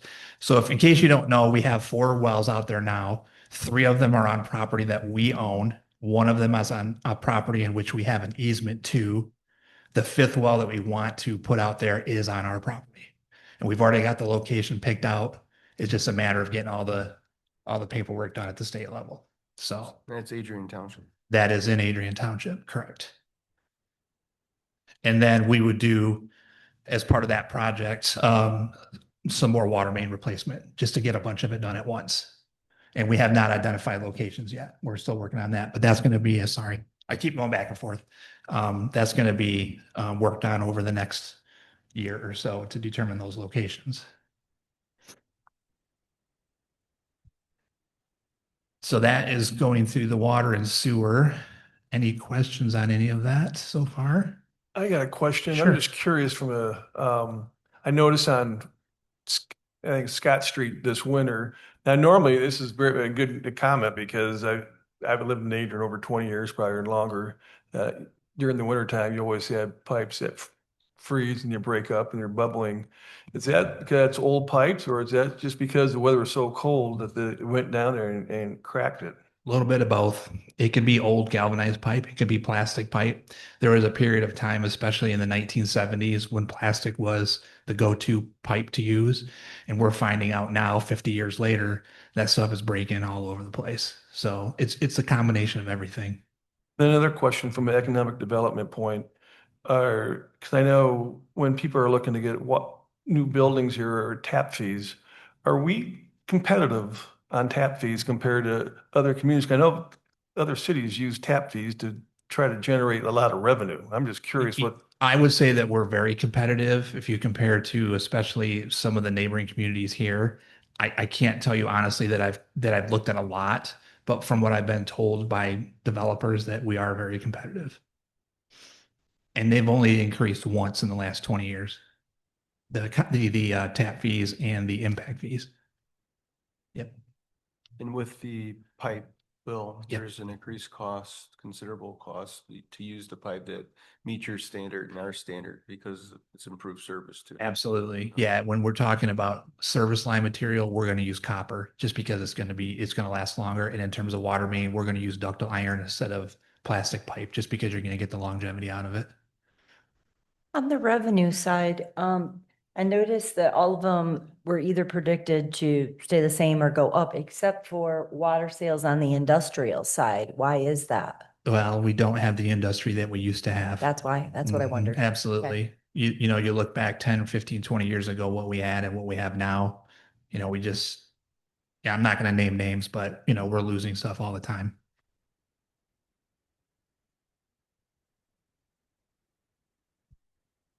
On the budget page, so page 30 of 43.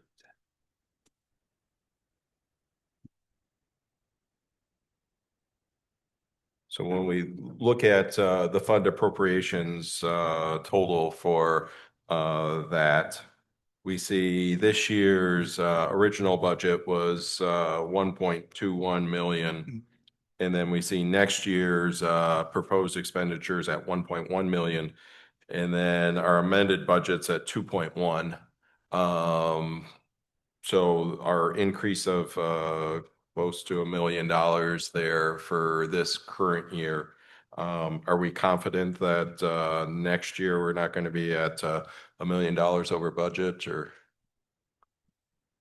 That's probably your carry forwards of your capital projects. Yeah, that most likely Is that the carryover? Yeah, it's carryovers. Yep. Okay. Yeah, especially with the fact that, especially on the, well, this is water, so I can't use the sewer one as an example, but. Oh, that's don't what worry. that I'll probably- ask you the next question. That's the same thing happened on the sewer side. Yeah, so like I said, with the sewer, I like to budget $300,000 or $400,000 or $500,000 and then once every 3 years do $1.5 million project. So we kind of build up our fund balance, do a big project, and then kind of start that cycle over again.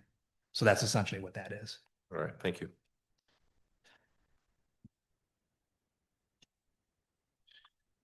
All right. And then the last page talks about the rates and the recommendations. Now, I kept saying that not large increases here and there on expenditures, but expenditures isn't the only variable in the equation. It's also water usage. And our water usage for the last 7 years has gone down 5 of the 7 years. So I don't just pull these numbers out of a hat. I actually have a pretty substantial worksheet that I use, and I take data from the previous year in terms of how many meters do we have in the system, how much water did we sell, how much sewer came from the townships, and so forth. And it all spits out these numbers. And my goal is always to try to keep rate increases between 3 and 5%. And I think that should be kind of a standard goal. And as you can see for 26, 27 overall, it's right kind of in the middle of the page there. Everything equates to about a 4.5% increase between water and sewer total. So a total bill of about 4.5% or about a little over $3 a month per customer. And that would be for an average residential customer. Of our 6,500 accounts or whatever, 5,900 of them are just residential accounts. So these numbers are geared toward that residential user. So on average, going up about $3 a month. And then you can see I put some numbers in there on how it compares in Michigan, and this is based again on 5 units per month of water, which is about 3,700 gallons of water a month per house, per residence. The average water and sewer bill in Michigan is about almost $80, and we're going to be just like $70.50. On national average is about 116 a month. Average water and sewer rates have increased nationally about 4.8% per year in the last 5 years. And we've gone up just shy of 4% a year. And then for us, for last year alone, our water consumption decreased by about 4%. So that's all part of the equation. Is this something that you can increase the rates for the sewer for those townships? Because I know you and I have talked about the townships and how that works, with us charging the townships. I didn't even know if that's. So there's actually contracts with the township that go back into the 1970s, and they're contractually obligated for a certain amount of flow each month to the plant. And I don't know those numbers. One of them is like 1 million gallons a month, I'm sorry, it's 1 million gallons a day, and the other one's like 0.7 million gallons a day. So we're already obligated to provide that space for them at the plant, but their rates will go up too. That's what I was Yeah. asking. Oh, yeah. Okay. Yeah, their rates don't stay the same. So those are all part of the formula. I didn't know if they were under a contract where we couldn't. Nope. Oh, Nope. Those will rate change. those rates too. Yep, Okay, great. absolutely.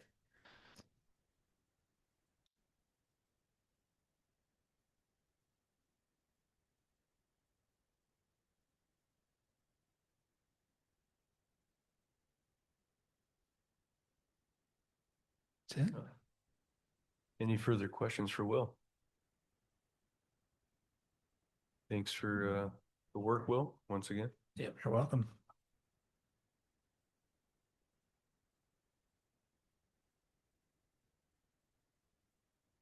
As we continue on with this budget discussion, are there any other comments that the commission would like to ask me about any parts of this budget while Nathan and I are before you and we have this opportunity? I'm assuming this would be a balanced budget that you're proposing. Correct. We go to page 101, Department 262 with elections. So I noticed there's a big increase in estimated revenues associated with that. And then I also see on the cost side of things, capital, was it $80,000? Are we buying new voting equipment? And does that come from a grant or something? I'm making an assumption.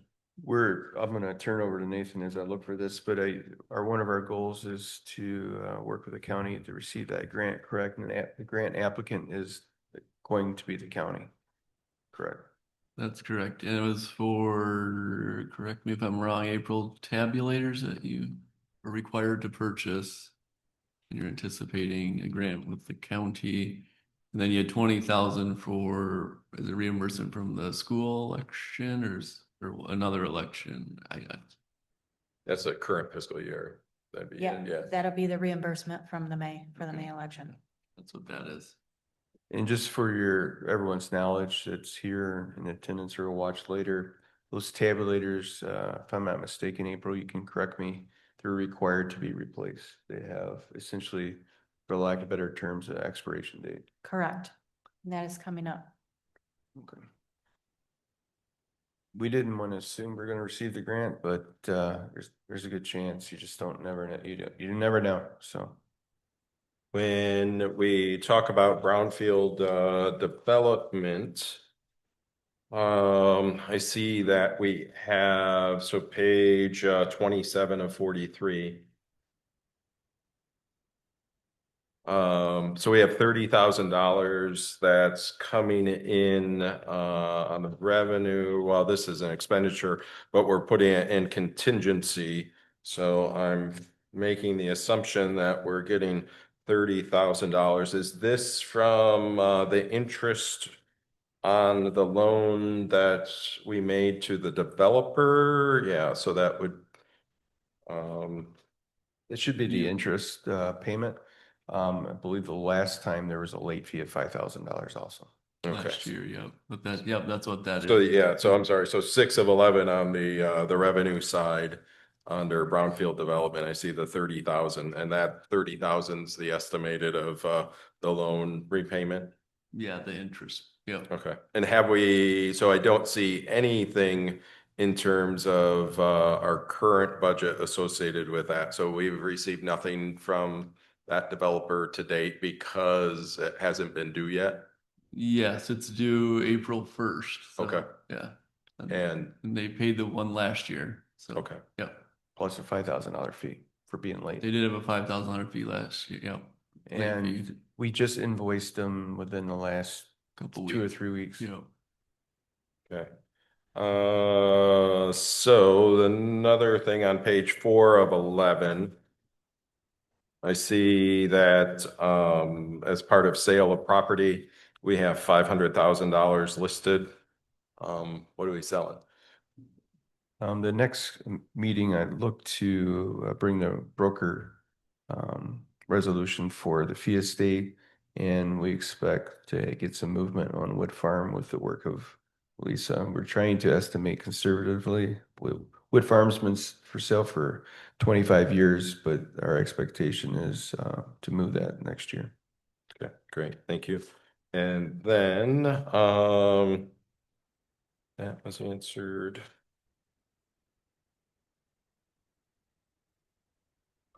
In community development, so page 3 of 11, under other, there's a $222,000 revenue line item there. What's that coming from in terms of other? Your projected admin fees, Oh, the admin fees, is this the 150? the 150, and then admin fees from the 72,000. program, that the housing rehabilitation program. Yes, there's a 150 fee that we have been told by Lenawee now that we will receive, and we'll probably end up discussing the MOU in the near term too. Okay. So our administrative fee for overseeing those costs. All right, I think I'm done with revenue. Next, for the rest of, so let's talk DDA, which is on page 6 of 11. Sorry, still on revenue with that piece. Okay. So I noticed there's a contribution from general fund here, and there's $105,000 listed. So is that a contribution from the city general fund that would go towards the DDA operations? The 50,000, we have a resolution tonight. The 50,000 would be for July 1st, so they are able to operate and pay their one employee moving until at least October, when we expect to have the TIF funds hit the account. One of the recommendations would be that $50,000 would be in an advance. Then we would invoice, so to speak, the DDA to pay back the general fund the $50,000. Good, that's a good catch. That's should be a line down. That should be the transfer from the TIF to cover the shortfalls. That's not a general fund. It was just a line. Yeah, we got to move that down. So Okay. we will make that change. Thank you for that. The other component with that, and I know this is probably premature, but or maybe it at least addresses the shortfall from previous budgets. So the previous budgets were very heavy with expected fundraising that never happened. That's correct. So here, this is in terms of a revenue stream, this is the most restricted, smallest budget that we have, with the hopes that it could only get bigger through fundraising opportunities with the DDA board. Exactly. Okay. That, all right, now that really is the last of the revenue.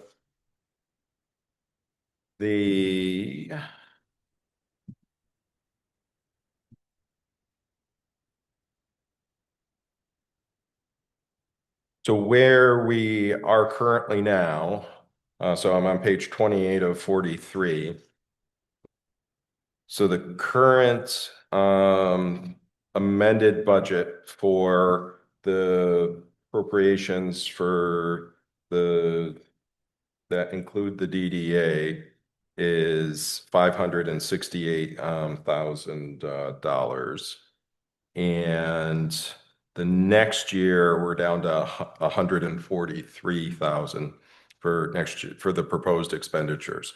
So we are transferring that $250,000 out to Lenawee now, and stripping everything else out of that budget for DDA to essentially limit the amount of spending that's taking place as part of DDA expenses. So just very minimally in terms of 3,000 in expenses for the DARA, 2,000 for Main Street events, 10,000 for the farmers market, 1,000 for marketing, and the 18,450 that's part of the murals with the vibrancy grant that's there. That's correct. So that's, I guess, it's this DDA discussion, our discussion, and the fact that essentially we're reducing, I think the delta here is like $149,000 in reduced costs from this current year to next year in terms of what will be provided in a city service, an opportunity, entertainment, DDA types of events, those sort of things from where we were this year. And that's, again, taking out that 250. Taking out the 250 and scaling this to what we really have is a one-person department. I think we're signaling to the DDA it's time to fundraise. And I think just in terms of our conversation here at the table, that we're going to need to know that what's happening through the DDA is going to be different looking from maybe what we've seen in previous years as well. Correct. All right, thank you on that front. Just to go along with it, Commissioner Binky, I know that even in their DDA discussion last week, at the meeting, that it is the focus, they're trying to put the focus back to where it really needs to be, supporting downtown businesses, bringing that attention to downtown and supporting those businesses as opposed to being the event people, the party people, I guess you could say. Yes, we still need some of those events for downtown, but they realize that as well, that that there's just not the funds for that, and that isn't really what their focus should fully be on. Right, yeah, and I can appreciate that, just as long as we're communicating that and sharing that conversation here around the table as well. All right, here we go. Next one. So page 12 of 43, specifically related to displaced housing with Adrian Inn. So with I'll wait for Nathan to catch up. Got a little order here. All right, 12 of 43. there we go. So are we wrapped up and completely closed out with Adrian Inn at that point? And then the funds that were donated, those weren't held by us. That was the community foundation. That is correct. Okay, and have those been all distributed at this point to our knowledge? Michelle, do you? No, there's still funds left in that account. It's extremely restricted, so it's only allowed to be used for residents of Riverview Terrace that were affected by that. So at some point, probably, hopefully, I don't know if we'll do it before this fiscal year ends, but we're gonna try and track down as many people as we can and split it evenly. That's really the only thing we can do at this point. We can't give it to another organization. We can't do anything else with it. Thank you for that one.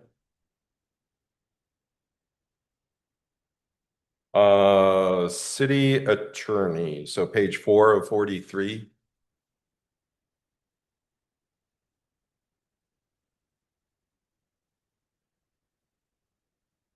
Yes. So this fiscal year, we were at $150,000 in our amended budget for attorney fees. And next year, we're budgeting 200,000 for that. So pretty substantial increase. Are we expecting to get sued? One of the things I've noticed is to meet that number, that's the monthly bill at this point. This is how we're going to pay for it. I actually talked to the city attorney today about the cost, and one of the options for this commission to consider and work with the city attorney is a retainer. I will caution, and I talked to him about this too. In my past experience, I've seen retainers go sideways where it actually costs us more because of ancillary services. So I want to be real intentional about how we move forward. That 200 doesn't become a bigger number by accident because of ignorance on my part. So. Yeah, I guess I would just caution us as we continue to explore that number and see such a dramatic increase in terms of those fees associated with what municipal lawyers and other municipalities have in place, especially considering the fact that, you know, we used to have an attorney on staff. I think all those options are still on the table to be for transparency, to have good representation for the city is paramount, but at the same point, we have to be mindful and measured. So when we talk about this, so our city attorney's a contracted service at this point, not an employee. He's a contracted service. We also have ancillary cost as it relates to labor. That's specific in another attorney that we pay, but it's much smaller than this.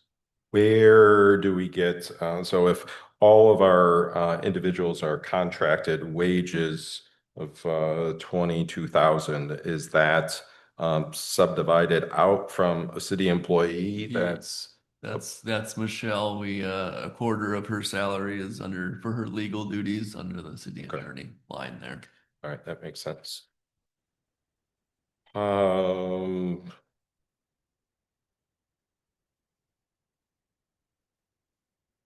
then I see under administration, so page 1 of 43 with consultant fees, is this our anticipated strategic planning component there with what is that? Yeah, the 5-year strategic plan, sir, and the parks plan. I'm hoping, I've had an estimated cost. They're much more than this, but I'm very comfortable with my ability to negotiate. Good deal. And then lastly, kind of revisit the opioid settlement, not as a question, but just as a statement that you know, the benefits of that settlement was with the intention that there's a very specific use for that. And over the last X number of years, we've never used it. Okay. So, you know, opioid addiction continues to be a problem in our community, and we have very small, very limited resources that could be used to address those in a very small, very limited way. So, you know, if that's a counselor that goes to the encampments, if that's, you know, unique, creative ways that align with the expectation of how it can be spent as the settlement. I know that the counties just went out for an RFP, and they have a group that are reviewing plans from various mental health and substance abuse providers on how they can get into the community to address opioid addiction. Maybe we could talk along those lines. I know Parkside is working closely with schools and youth and within the court system on SUD issues. So Yes, something sir. for us to consider in the future. Specific to that line item, given its funding level, I think it would be a vended or contracted service. Encampments, even working with some of our patrons at the library that are struggling with SUD. Personally, I've contracted and I've seen contracted work and embedded social work type activity and using these types of funds. So what that looks like would be proposals with some of our trusted partners and bringing that forth back through the commission with a resolution and just cap the cost and see maybe a pilot program is how I've done it before. So maybe not use the full amount of the fund to begin with, but a portion of the fund to see the impact before we exhaust the fund. Right. And yeah, I just think it's a great idea to come up and brainstorm. We know where there's the issue at libraries or parks or things like that. And is there one of our local counseling agencies that has SUD experience that we could engage in a contracted, non-long-term relationship to give some hope? This is something that we get asked a lot, Chad, is marijuana tax, and you know, it shows on here 650,000 for revenue. Is there a certain area where it go, you know, people are always thinking that we hear it a lot, that they think we're just getting a lot of money off the marijuana tax, and where is that money going? I'm going to lean on Nathan for historical perspective, but I will try to bring forth in the concept. I know Commissioner Roberts just attended MML and they talked about this, but there's an expectation in decreased revenues as it relates to marijuana for municipalities. One thing you may see increased is the medical marijuana sales. And we'll probably start seeing that, if I'm not correct, April, correct me, but in April, we'll start to see applications as it relates to that. And the reason for that is it was clearly defined by one of the business owners in this meening, was the way the way they can operate and avoid some of the taxes with marijuana is to buy the marijuana through the medical license, and they can supplant their recreational marijuana by 50% cost by transferring it from the medical side to the recreational side. I think we're over the next 2 to 3 years, we really have an understanding where that's headed, but I'll turn it over to Nathan to explain how you use the money. Where the funds go is just into the general fund pot for general operations. And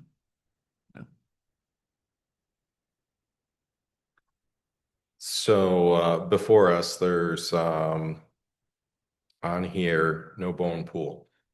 And I think as we move forward with the strategic plan piece and the parks plan, that's something that's going to need to be brought up from us and those committee members to talk about this as to will we be a community with or without a pool, or with a splash pad, another splash pad in that location or another location somewhere. And then in terms of other long-term monetary needs that, the potential tsunami that's out there would be the KRT bridges. Is there anything else out there that we're missing at this point that could be a long-term budget hit to us? As it relates to recreation, I do not see that. I think the parks plan will help. The 5-year strategic plan will also help us really focus our efforts where we're headed. One thing I think some of the commissioners and I have spoken about is when we're driving with intention around recreation, it might be a time to have a committee of citizens involved to help drive it outside of the parks plan, recreation committee of sorts. I do see through that plan expansion of services, but using our third party, which is Adrian Public Schools. I think we do have a few issues that we have to address on the building side, but I wouldn't call it a tsunami.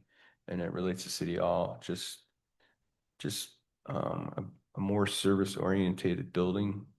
Confusion happens for most when they walk in the door. And I think we really need to address that. But right now, financially, there's no easy way to do that.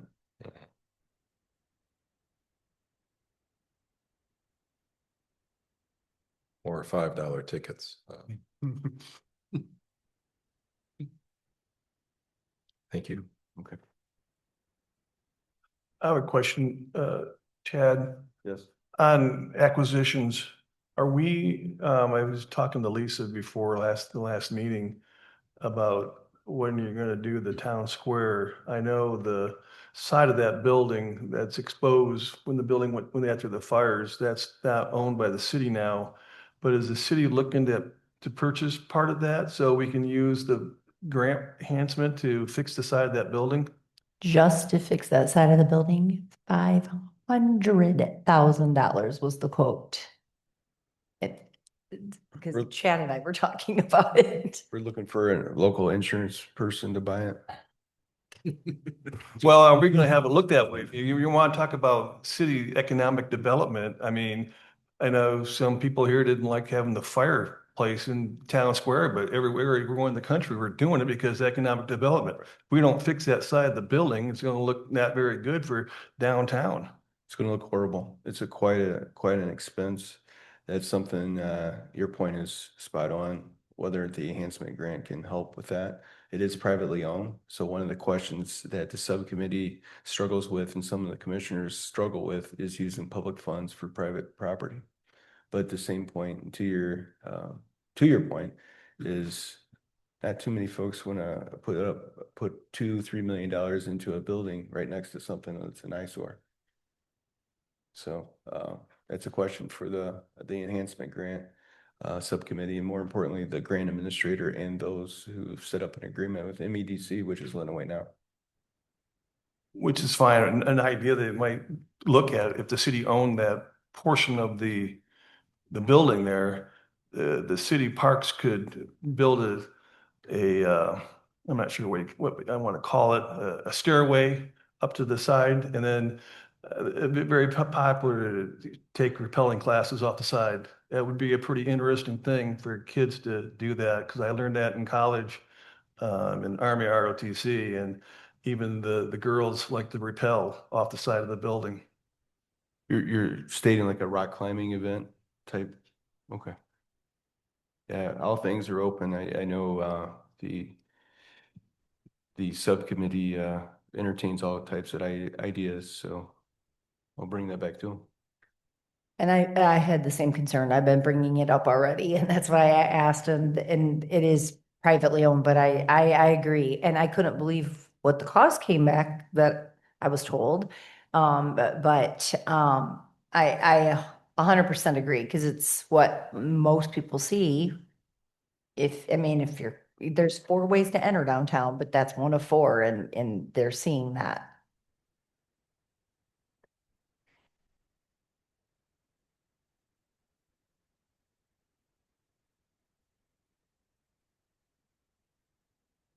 All right, I guess we're going to move on. Moving on to our resolutions. Resolution R26-030 is from administration. It is a resolution authorizing a transfer of city general fund dollars to the Downtown Development Authority Operating Fund in an amount not to exceed $50,000, while longer-term operational and funding considerations are evaluated. May I get a motion to adopt the resolution?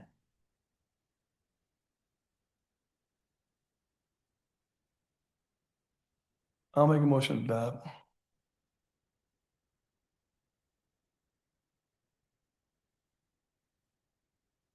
I'll second. Before we ask for any commissioner discussion or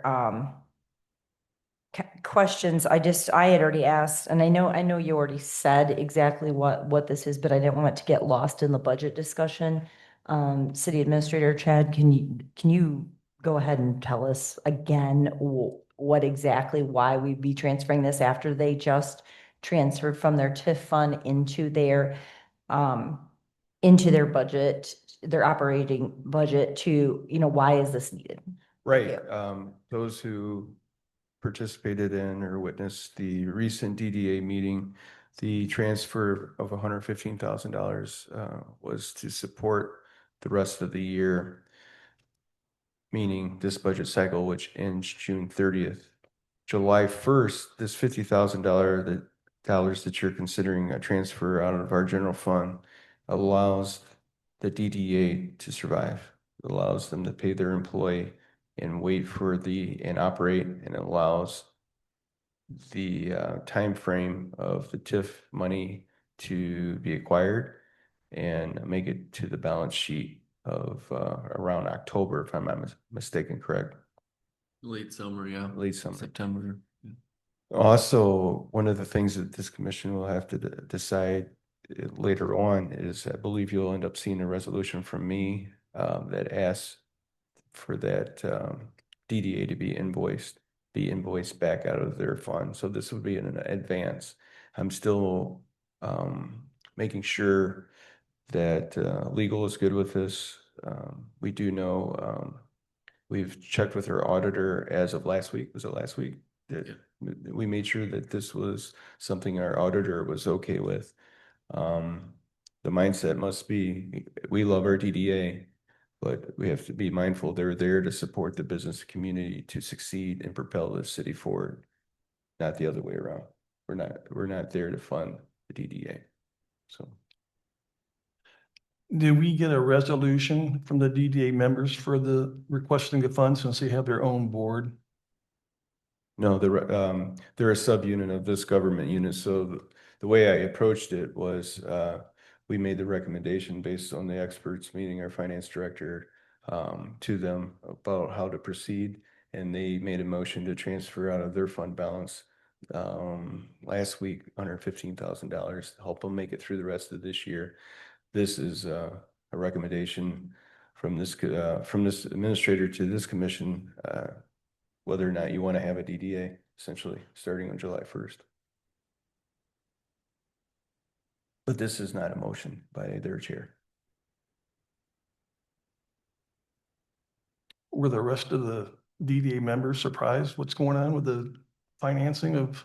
I can't The speak, DD? I can't speak to individual, every one of them, but my conversations and what they stated very publicly, those who spoke was, I believe they were surprised by the situation they find themselves in and the dire straits of their budget. So I'm assuming there's no MOU between us and the DDA. There is no MOU. They're a subunit of our government. I think what you'll find is we iron things out, and I do have a glass half full on this. I do believe they'll fundraise, and if they do survive into the long-term future, this reporting structure would be very solid, and it will be within this administration. Community development will have strong oversight of how they function and good transparency, so we shouldn't find ourselves in that position again.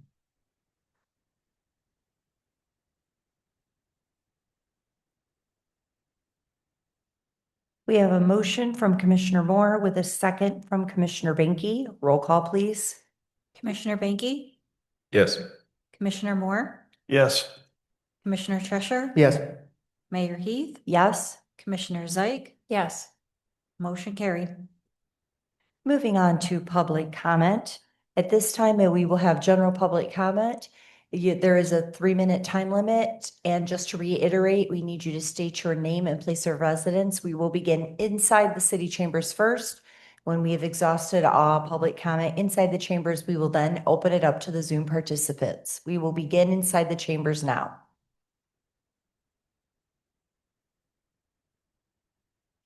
Hearing no public comment, we will now open it up to the Zoom participants.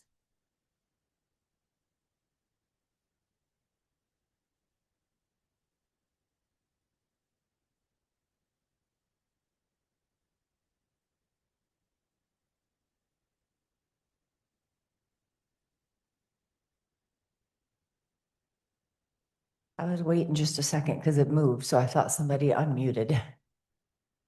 Oh, okay. Well, hearing no public comment, we will move on to commissioner comments.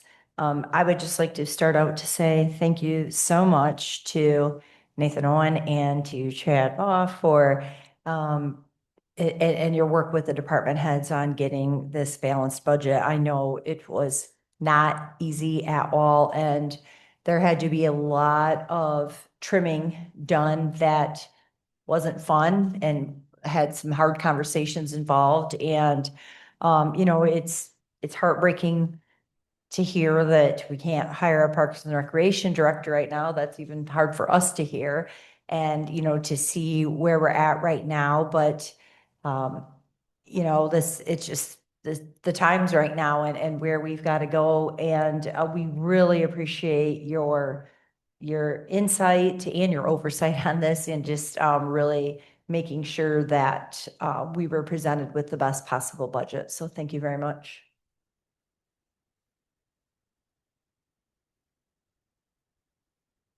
Yes, I would just wrap up and say, this gives us a lot of homework in terms of what our strategic plan needs to look like. Because next year's expenses are only going to grow. And, I'm not thinking that there would probably be a Headley override at this point, but that's an out. We're, spending $500,000 for maintenance of a cemetery. Yes, we have a cemetery. Yes, it's appropriate to maintain that, but that also becomes a large drain on the general fund of our city. That other communities don't have that burden. So within our strategic planning process, I think there's meaningful, in-depth conversations talking about some of those long-term expenses that only continue to rise. I want to thank Nate and all the department heads. This has been very educational for me, for being the first budget session for city commissioners. So thank you very much.